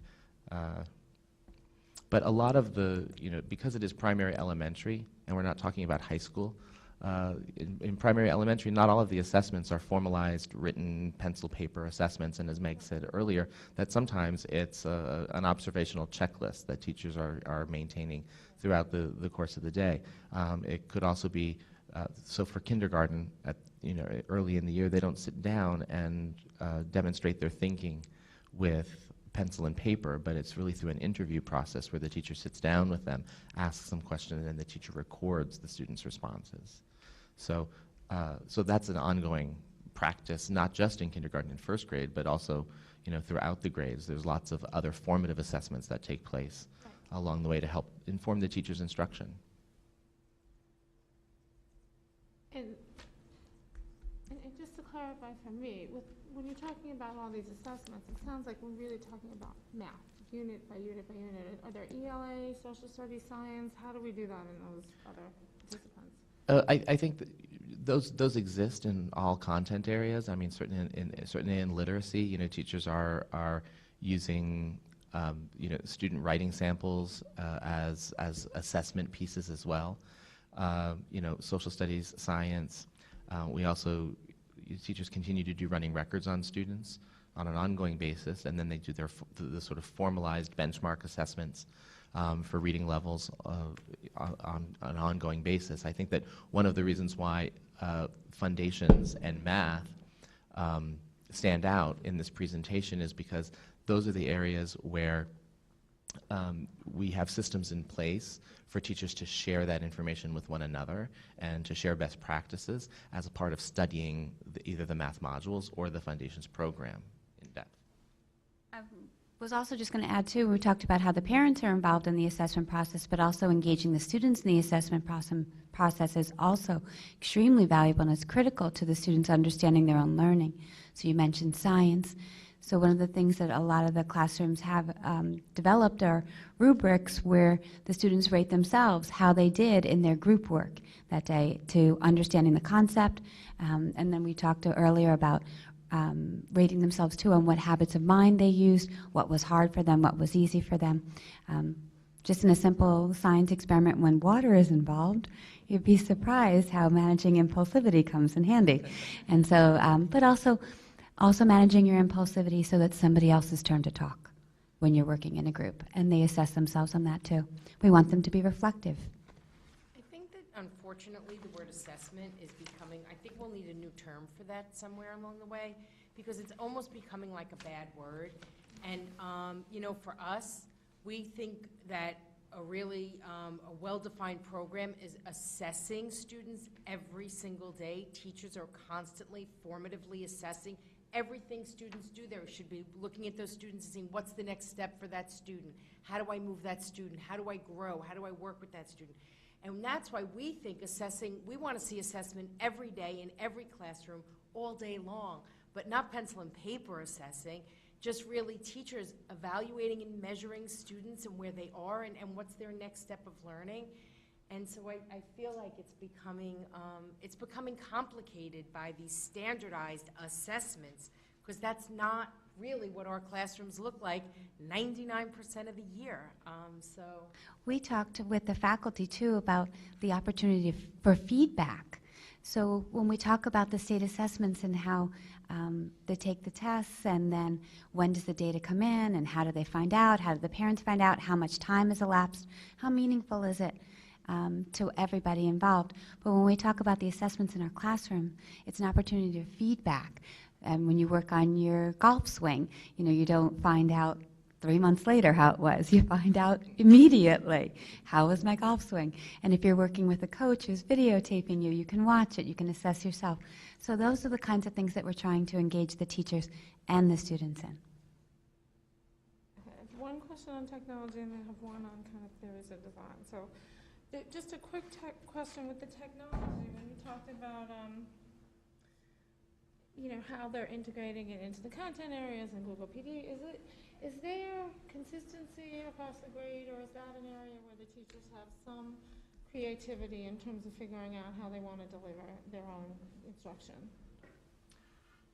So are you specifically talking about the integration of technology into the units, into the content areas? Yeah, because into all content areas, Sure. not So- just math, but so teachers- social studies, science, I mean, yeah. I would say that the answer to that is both of those things. So because the point person from each grade level is sort of co-planning a particular project with the technology teacher, there we have consistency across the grade level. So that's happening across all classrooms on a grade level. But there's also times where teachers can, you know, sign out the iPad card, or they can sign out the lab to be able to go in with their class and do something else. So there is also opportunity for individual teachers to exercise some creativity, or, you know, to try something out on their own with their students. So I guess the answer is both. Okay. And then I just had a question going all the way back to the beginning of theories of actions and goals. And I mean, there's a lot of goals in here. And it seems like they're really overarching goals, K to 12, that set the direction for the district. And I mean, it does seem like it might be a good idea at some point, maybe over the course of next year, for the board to have a chance to kind of look at those goals, as we have always talked about long-term goals for the district and setting a direction, and really weigh in on them, and kind of have a more, maybe even a more deeper conversation on some of them. It's just, I don't think we've really ever gotten into that at all, but they are really just the details. The theories of action, you mean? Well, the real, No, the well- goals under each theory of action, and they're really driving the whole, setting the course for the district, moving ahead, which is in concert with the board, I Yeah, think, what right. we're all supposed to do together. Right. So it seems like it might be a good idea to explore having this discourse together, and, you know, making sure, are there things that maybe we want to add as a priority, or, you know, I don't know. It just seems like it would be a good idea to have this discussion at some point. Yeah, I think there's certainly value in having that conversation. I think we over the last 2 years, we've talked about them in a variety of different ways. Yeah. They've been integrated throughout many of our presentations, and I think going back to September 25th or so of last year, so of 2013, Yeah. I presented an overview of them to the board. But if there's that desire within the context of goals, I think there's a lot of value there, because this is work that I think definitely initiative that's driving work in the district, and it's something that has really motivated and inspired our teachers. I think when you go around classroom to classroom and see the common language that is being used, you see the commitment the dialogue that's occurring, and for people to be able to point to some common ground and have an ownership over their work, this has been very, very powerful. So I agree. There's value in us having more conversation, and I think it really aligns to a lot of what we've talked about along the way. John?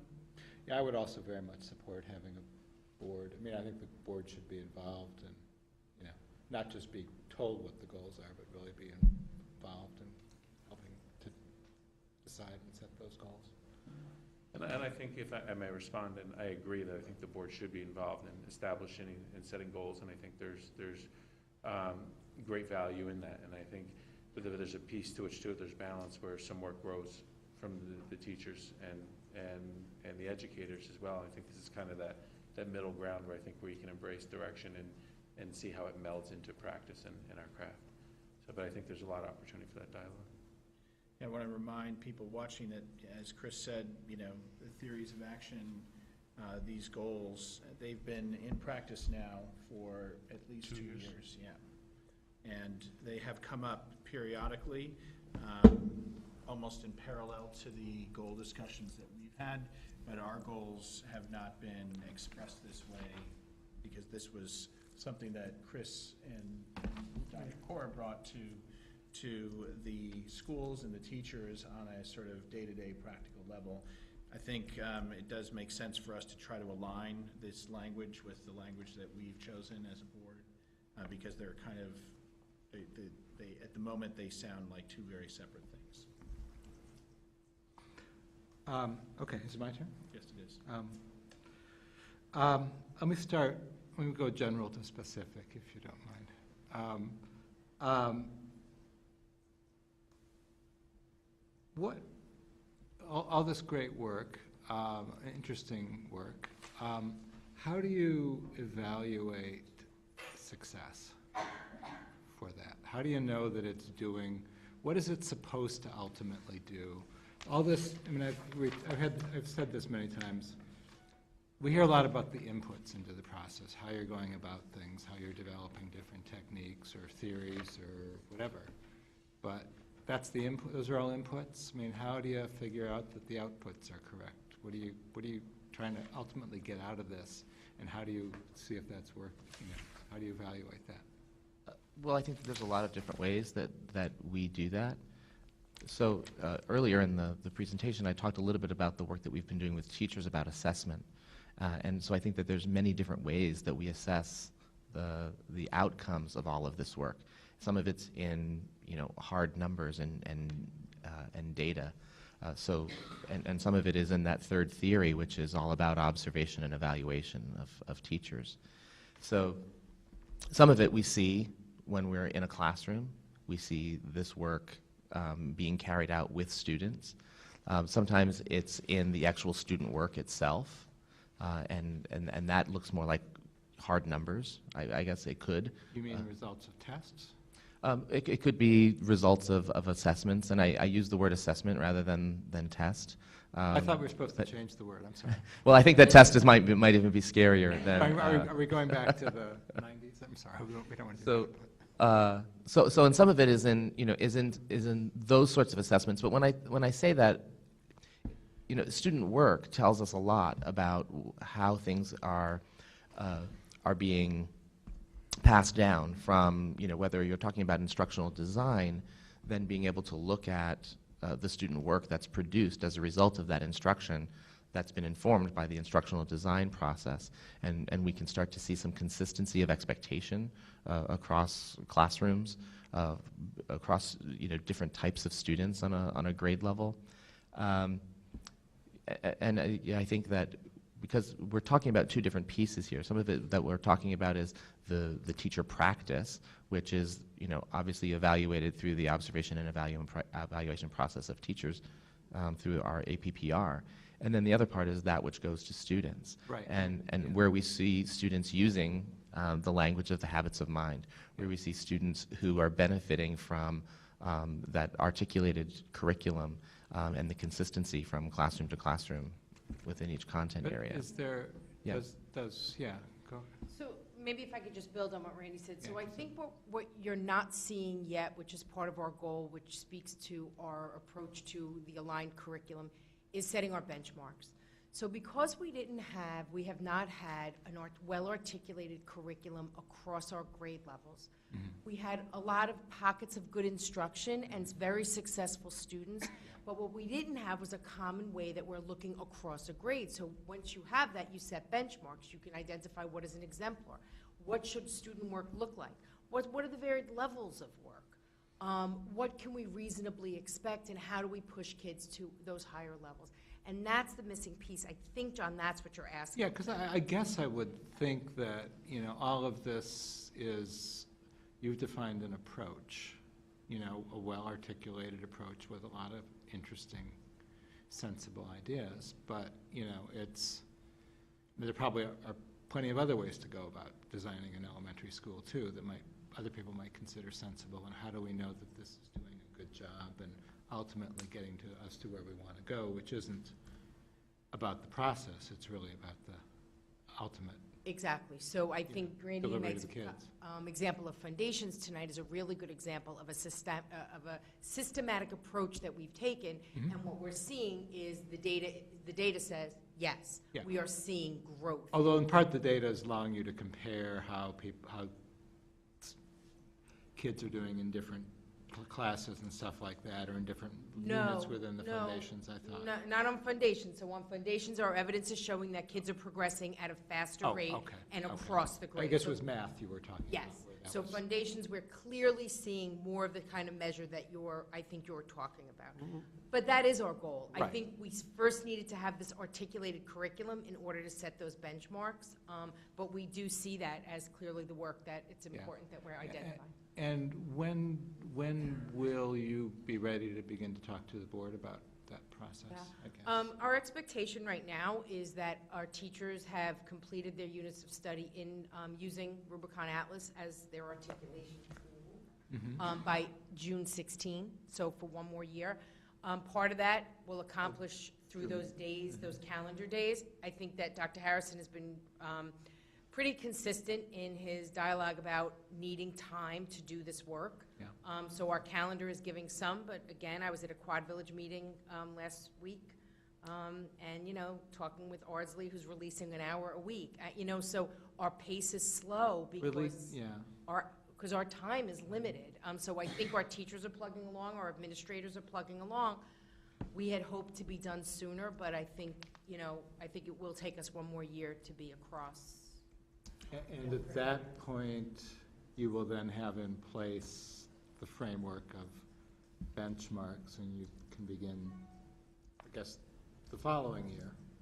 Well, I think we should be able to look at some of it next year. I mean, you can look at it now, obviously, but just not as formally and as Exactly. structured a way. I mean, And we are looking we at have it been now. doing it for years. And so when we have multiple examples of where we're able to look at it. I think there's just, but we're not across the board. Yeah, okay. So that's a one more year. Yes. Yeah, okay.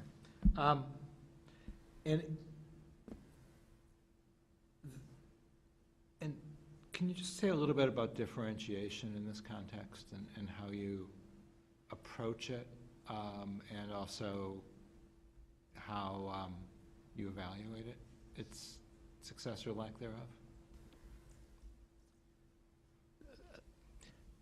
I mean, my part of its concern is how do you challenge the kids who can take greater challenge and help them go to their potential, and then obviously you have other differentiation needs as well. Sure.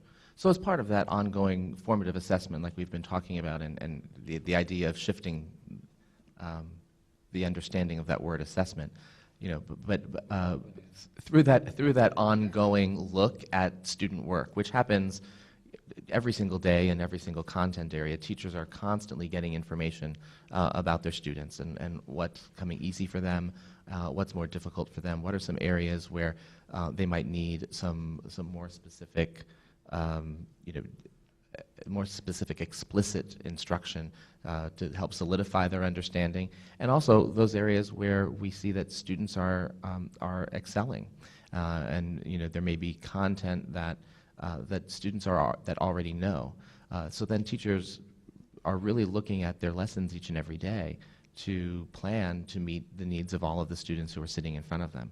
So it's gathering that information of students and being flexible, to go back to the habits of mind, to be flexible thinkers and to think about how can they now present this information in a way that is engaging to all students, wherever they are on that sort of spectrum Well, it'd be of different understanding. information, wouldn't it, for different students? I mean, if some students get the existing information quickly, what do you? Well, then I think what the teacher's looking at is, well, what is it exactly that they know, and what is the next step in the continuum for those students, and how do I meet those needs of those students tomorrow? And is that something that teachers across the grade level are discussing among themselves? I think that that's a lot of the work that happens. It happens in several places. So that happens when teachers are unpacking the math modules. It happens when teachers are doing the backwards design process and really looking closely at this unit and what the expected outcomes are and the sort of the steps along the way. I would say it's the standards. So now, by having clearly articulated standards, so if I'm a second grade teacher and I have a student that is really excelling, one of the ways that I can look forward, and this is through Rubicon Atlas lets me do this, but just by looking at the standards, so now I can look ahead. I could see, wow, what are the standards expecting in 3rd grade and 4th grade? So those standards give us a way, and that's not just the ELA, that's whether it's mathematics, that's the next generation science standards. It's having a place to go to. So what used to happen was, well, one teacher would differentiate kind of one way because that was what they thought kids needed to know in 3rd grade, and another teacher would differentiate another way. So that was okay, it was good work they were doing, but we had no system for how we were looking at kids' growth collectively. So by having standards, it's not that we're so locked into standards, but it gives us a window in to how could we be expanding students to that level. It gives you a single structure to work through. Exactly. Rather than, yeah, got it.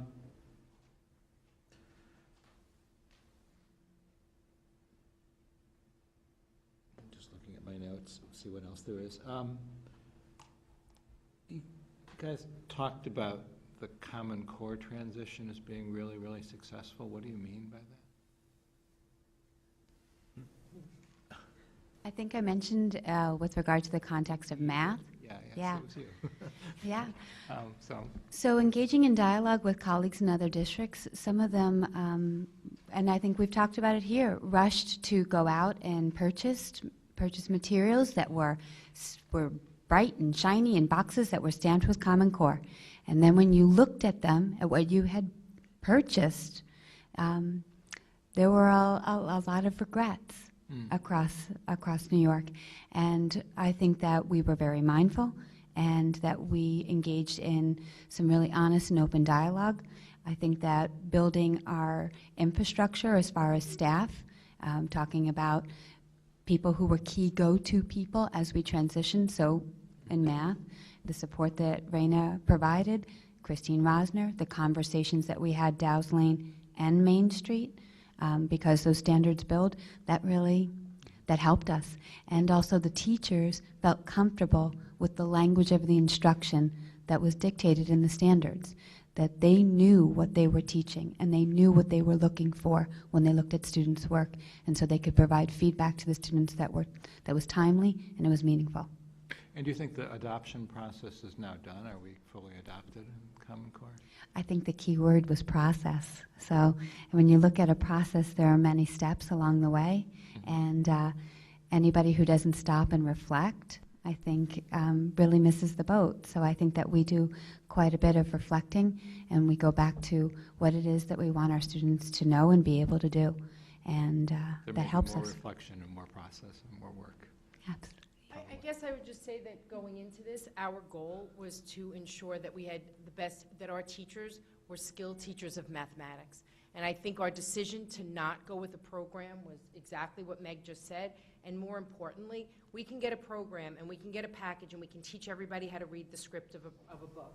And that's what those programs were. And thank you, because you know your support with making Christine this resource for us has been an incredible success story for us in our implementation. The math, yeah. But our goal, and we are still on that path, Our goal is for every elementary teacher to be a fine teacher of mathematics and to understand it at a deep enough level that they can differentiate it, that they understand what is the path. I'm teaching this in second grade, but why am I teaching this in second? What really do we need students to know in fifth? And what's the relationship between what I'm teaching right now and what's going to be taught for the next 3 years and then beyond? And that's been very clear, and I think we are all on the same page.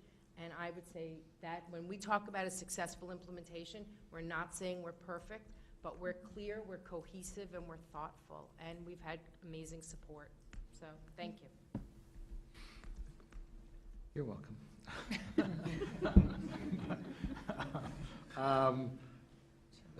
One last question.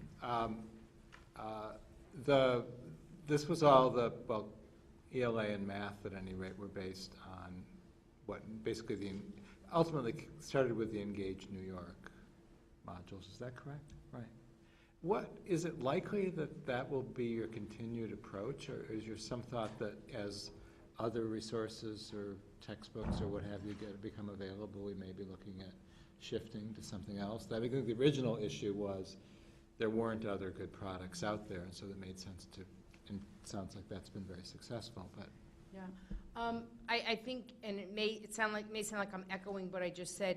One of the concerns was about teachers being, stronger teachers of mathematics, and also them being more skilled and able to select and look at products and say, is this a good product? Mm-hmm. Not is this a good program and is this a good script, but does this really teach math? Is this a resource that's going to provide mathematics instruction in a way that we think makes sense?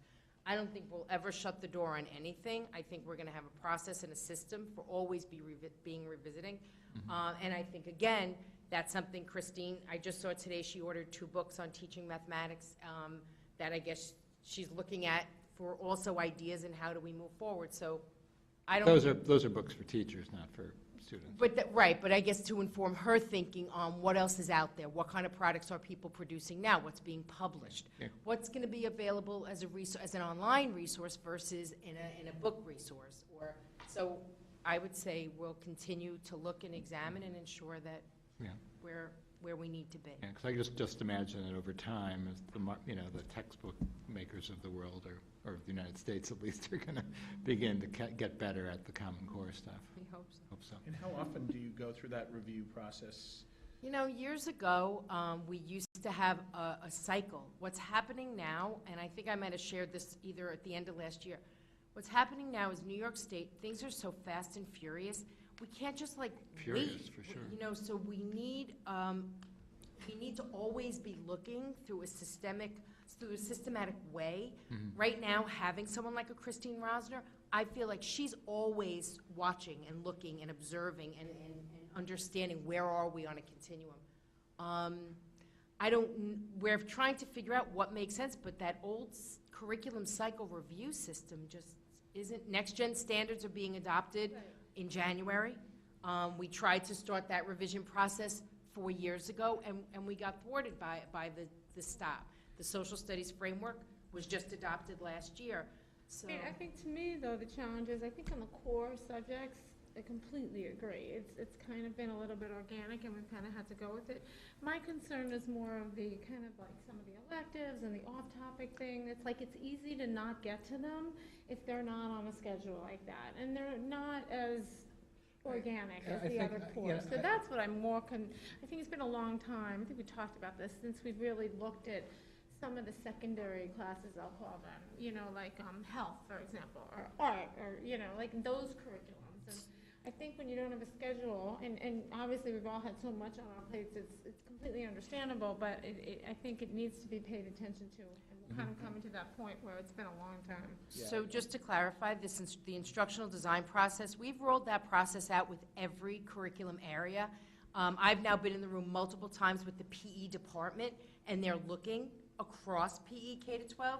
I've been in the room with the art department, with the music department. So actually, kind of where we are right now is because of the instructional design and the understanding by design expectation and Rubicon Atlas, every curriculum area is examining their curriculum right now. There are new art standards that they're looking at, and there are some significant changes in health coming. So I guess what I'm saying is we're just doing it all, it seems Yeah, like I right guess- now. May I just suggest that that sounded very interesting, but perhaps we could allocate some time in a future board meeting to Well, to go through yeah, and that. I think that Yeah. the point was going to be that this is something, I think where Robin was going, this is something the board needs to Right. get involved in. Yeah. It's probably, just to say one last word, it's probably something where there's much more play and decision-making to be done at the high school level and maybe the middle school level, Right. where there isn't, our goal isn't or shouldn't be just to follow the Common Core. Whereas in the elementary school level, it's fine, we got the Common Core, we go through it, we let kids accelerate if they can, and there's a lot there. But at some point, it's not enough necessarily for a lot of our kids, and we need to be thinking, more thoroughly about what we're doing, and I think. But that's not for you guys, obviously. But, That's another subject. so, thank you very much. It was very interesting. I just want to be mindful of the time and have us move along to our next presentation. Thank you very much. Thank you. Do we have? Did Do you you want to have ask a question? Okay, all right. Well, yes, please stand up. See another union guy? So I'm David Rubin. I only had one question, but now I have another. You scared me with lots of questions. The second one first. Okay. You said two things that I really find amazing. One is that Have a question? at the very beginning, you said that when kids have answers in math that are different from what's expected, the answers are celebrated. That's not the experience that we've had. Maybe it's changing now, but we had the exact opposite experience, which is that children were told at best that their answer was right, but they shouldn't do it that way, or at worst, that it was wrong. Have we come forward from that in the last year and a half? Do you want to, Meg, do you want to Yeah, get to Meg, it? yeah. You're back on the mic again. You could probably pick it up and carry it. I really truly hope so. I believe that, yes, we have moved forward and we've started a process that every child, when they enter school, sees themselves as a learner, as a student, as a mathematician, and how you arrive at the problem, how you get there is not necessarily the most important thing. It is important because it made sense to you. So I think that it's something that our teachers are celebrating. We do talk about what's the most efficient way to get there, though, too. And that's something that the teachers do talk to the students about, and they analyze different ways of doing things. But what makes sense to one student sometimes doesn't make sense to another. So we need to be open to different ways of arriving at the same solution. If I could just ask you, go right to the microphone, please. So I think that, I'm not exactly sure where you experienced this, Mr. Rubin, but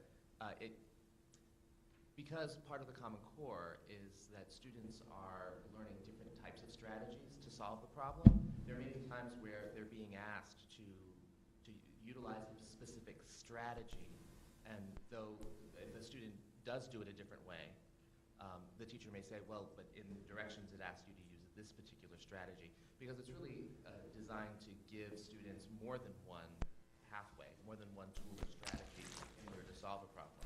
Ultimately, we want them to be able to get to the answer in whichever way works best for them. And as Deborah said, there's also conversations about what's the most efficient way of getting to the answer. That's it. That's what it is. That's what it should be, so that's fine. Now I'll ask my real question, which is this. Tomorrow, my wife's not here. She's much better asking these questions than I am. Tomorrow is the math state test. My daughter, that's why my wife's not here, because she wanted to make sure my daughter got a good night's sleep. We're concerned that it seems as though not everything has been presented that's going to be on the test to all the students. And not only has not all the information been presented to all the kids, some of the information has been presented to some of the kids.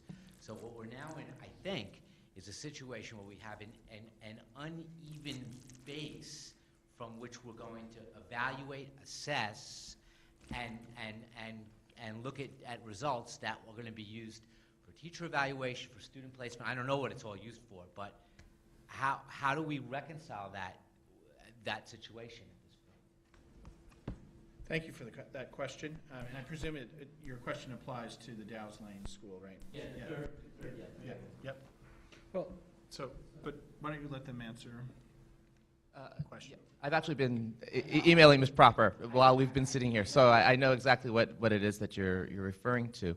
And so first of all, I just wanted to say that in terms of the results of the state assessment and what that means for an individual student, I think that the results of the state assessment are most useful on a more macro level. It's helpful for us to be evaluating our program. It's helpful for the district to look at student progress over time. But in terms of how we use that data on an individual student level, you know, at third grade, if there is a question about a particular concept that students don't feel comfortable with, whether it's because they didn't spend enough time on it or for some reason they somehow didn't get that covered as part of their K-3 program, that one question, you know, as she sent to me in the email, doesn't have a major impact on the individual student. It doesn't mean that they're not. It doesn't mean that they're not going to go to Harvard or the Ivy League college of your choice. It doesn't mean that it's going to be the thing that makes or breaks whether they get into an honors program in the middle school. So at this level, the sort of repercussions of that, there really are none in this way. So what, in particular, what I think that Ms. Proper was referring to is some fractions concepts that come later in the year and that teachers have been getting to at a different pace. So some people may have just gotten to that this week, others maybe got to it last week. And the other point that I'd sort of make about that is that we have no idea if that's going to be on the test tomorrow or Thursday or Friday. So we have no idea exactly what will be there, but we know what the standards are. And so as part of this process, we are getting better each day at getting further along in the curriculum to make sure that students have everything that they need in time for the state assessment, which is what you're talking about. Yeah, so I think that's mirrored in a couple of the different points that were made tonight, and looking at the idea of having an articulated curriculum, and that our teachers are going to be better aligned in their efforts, so we're going to see more consistent pacing across grade levels. So I think we're going to see those uniform experiences for kids.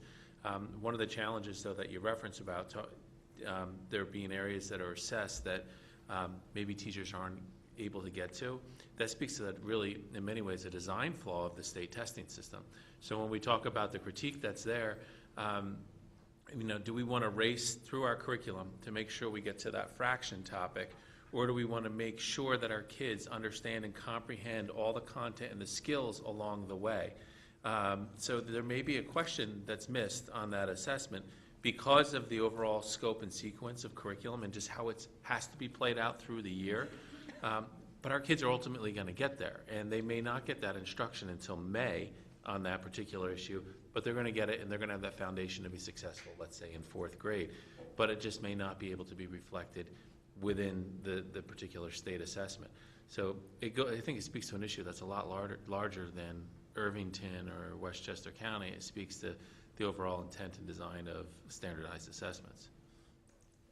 Well, although, it's our choice whether we, design everything to cater to the test or whether we decide what we really think the kids should be taught and what the year should be about, and let that be our goal, and let the test be the test rather than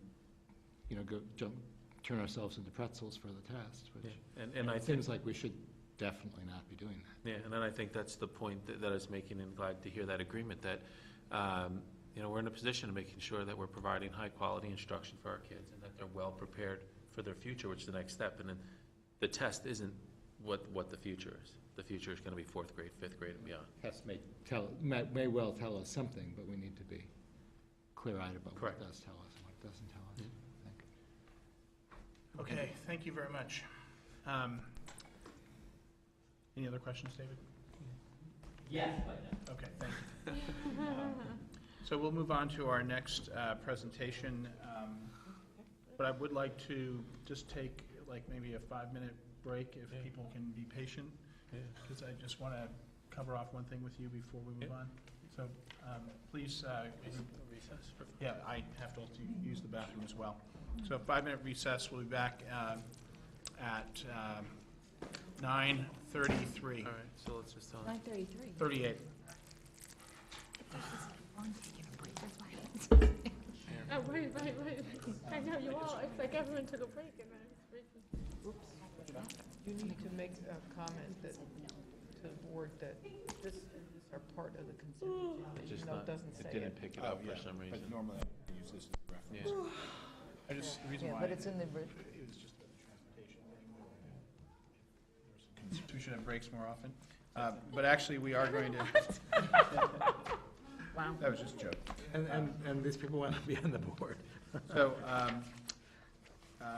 we're going to table our world language presentation until next Tuesday, in view of the somewhat late hour and the fact that we just had such an engaging presentation on Dow's Lane. So Dr. Kaur has graciously agreed to postpone her presentation till Tuesday. So that brings us. Need a motion? Oh, sorry, thank you, Elaine. So can I have a motion to amend the agenda, removing, just a table, thank you, to table 5.2. So moved. Second. All in favor? Aye. Aye. It's been a while since I've tabled something. So we move on to our consent agenda. And I guess the first question is, are there any things that should be pulled out as a matter of course? I was going to pull out the transportation piece, actually, I don't think we need to pull it out. We can talk about it separately, but is anybody planning to vote against anything that we'd want to pull out entirely? Remember, we can talk about things once we. Okay. Yeah. The answer to your question is no, from my point of view. Okay, so can I have a motion to accept the consent agenda? So moved. Second. Okay, so now we can talk about any of these items. Any questions on 8.1 or 8.2 relating to BOCES? And just to make note, if I can, for a point of clarity, when you look at the consent agenda and the resolution as identified in 7.1, it highlights 8.1 and 8.2 as being a part of the consent, but for some reason in the agenda, when we look at the type of action, the word consent was dropped, so we just want to reinforce that 8.1 and 8.2 are a part of the consent agenda. Thank you. And just for the public record, we had some back and forth. I had some back and forth emails with Dr. Harrison and Ms. Miller about the BOCES budget that everybody was copied on. But I think the issue there is the BOCES budget is going up, I think, by a fair chunk, and it's due to retirement benefits, retirement health care benefits, because they've had a lot of new retirees, I think. And, you know, it's just the downside of having changed their contracting, so I think people had the incentive to retire early, or at least not wait. And they also got out of the transportation business, and that led to a number of employees retiring, I guess. So, but that budget is up, but it's something I think we ought to, you know, keep a little bit more, you know, it seems like we ought to be keeping a little bit more eye on what's going on with the BOCES structure and budget than we are, just getting a little more information over time. It's not for tonight, but it's Okay. And if I just may, to that point, I think, John, you make some good points. And I think there's, you know, if we talk about our need for, maybe our interest in collaboration with some of our neighboring districts, one area we might want to talk about with them is the benefit that you get from a BOCES and the quality and management of a BOCES, because I think we run our local districts in a way that's much more efficient and in touch with the needs of your community than a BOCES may, because they're serving such a broad constituency. So I think there could be some concerted effort from our districts that could have some impact with BOCES in their operation. You know, their transportation program fell apart because they couldn't sustain it. So you know, now we're seeing the impacts of inefficient operation. right. we ought to make, and that's, I think that's a great thought. We also ought to think about the fact that, you know, if BOCES gets out of doing particular things, we still may face the bill from them for retirement and things like that. And so, you know, that becomes a cost that needs to be considered in that. Okay, that was my point. That was Phil, I think you were asking about 8.1 and 8.2. Yep. That was the statement I wanted. Yep, thank you. I have something later on.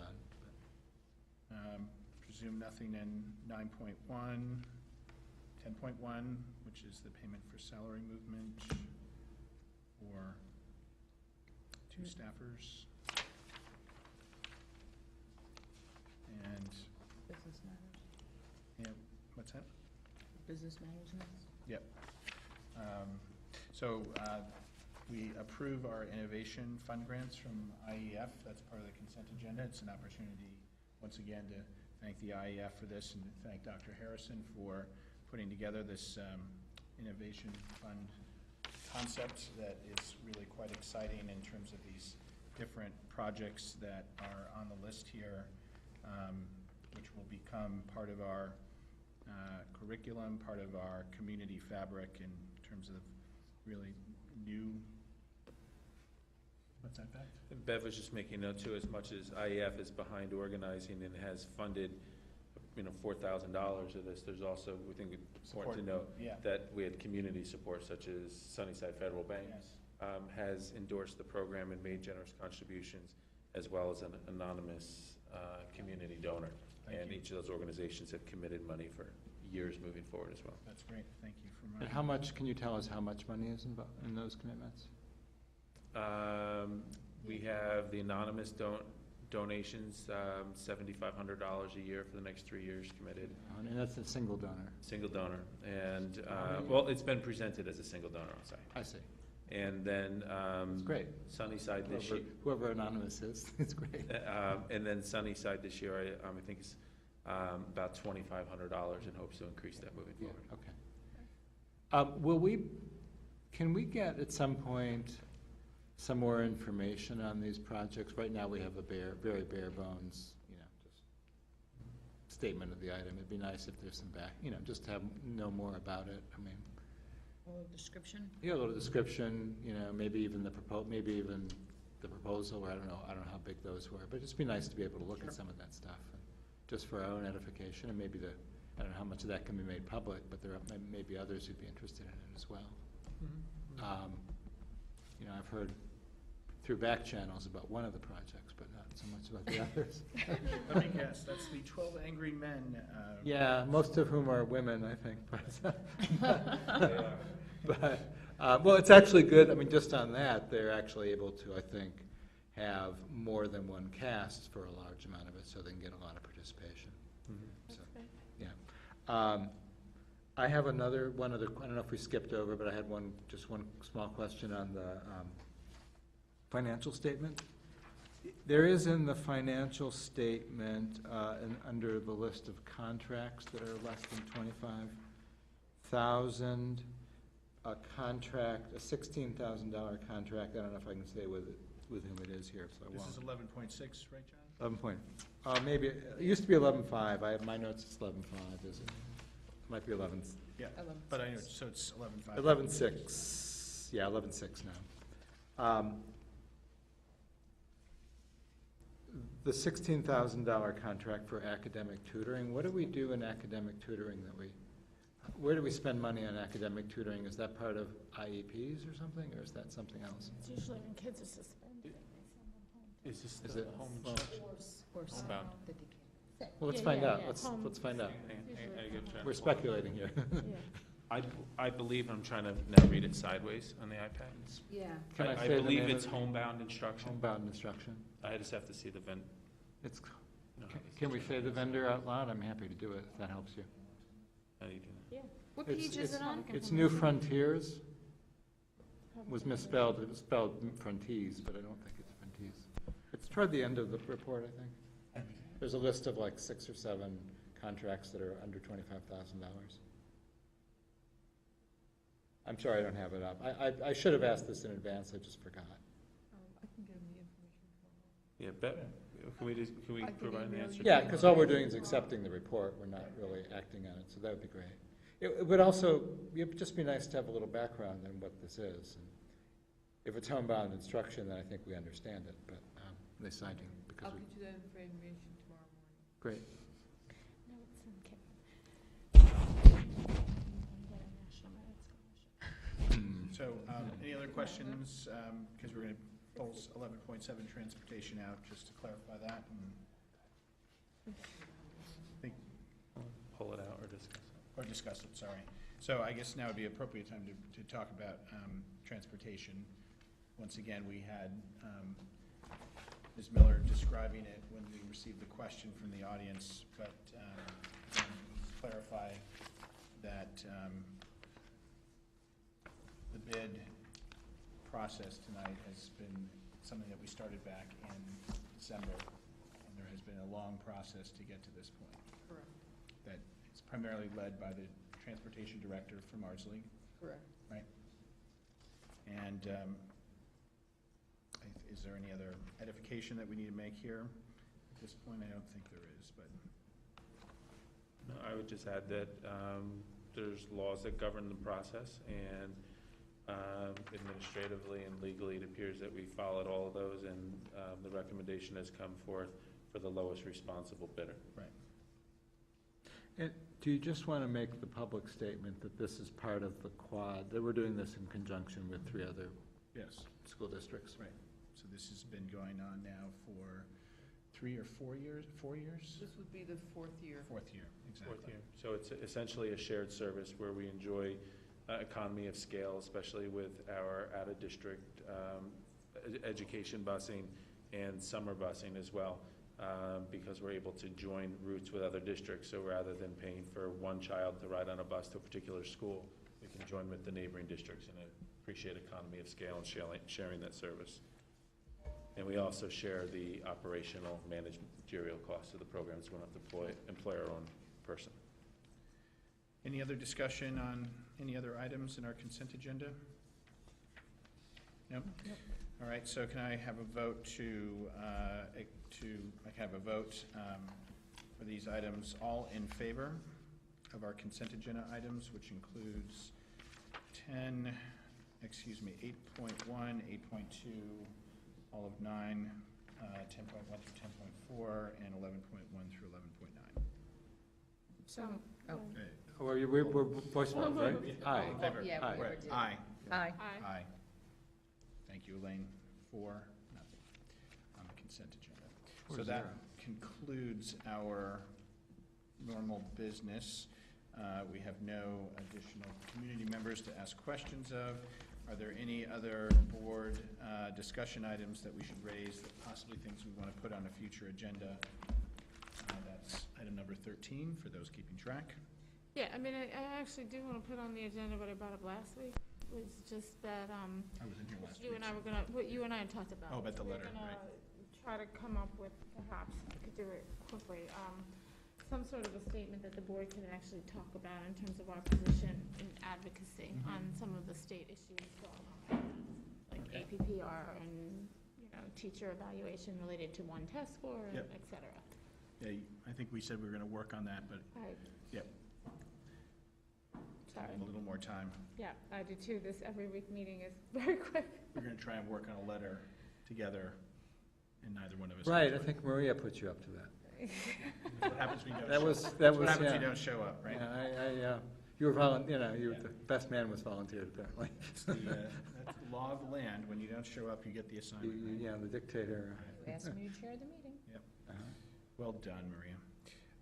But yes, definitely so noted and on the agenda. So our next meeting is scheduled for next Tuesday. That's not, no, The 28th. yeah, 28th. yeah. I knew next Tuesday was not May 5th. I may be tired, but I'm not that tired. So we will see everyone there next Tuesday, and we will look All forward of to- you, we will see you next All of week. you will see that. Well- Look forward to the world language presentation from Dr. Core. And that concludes our meeting. Can I have a motion to adjourn our meeting? So moved. All in favor? Aye. Aye.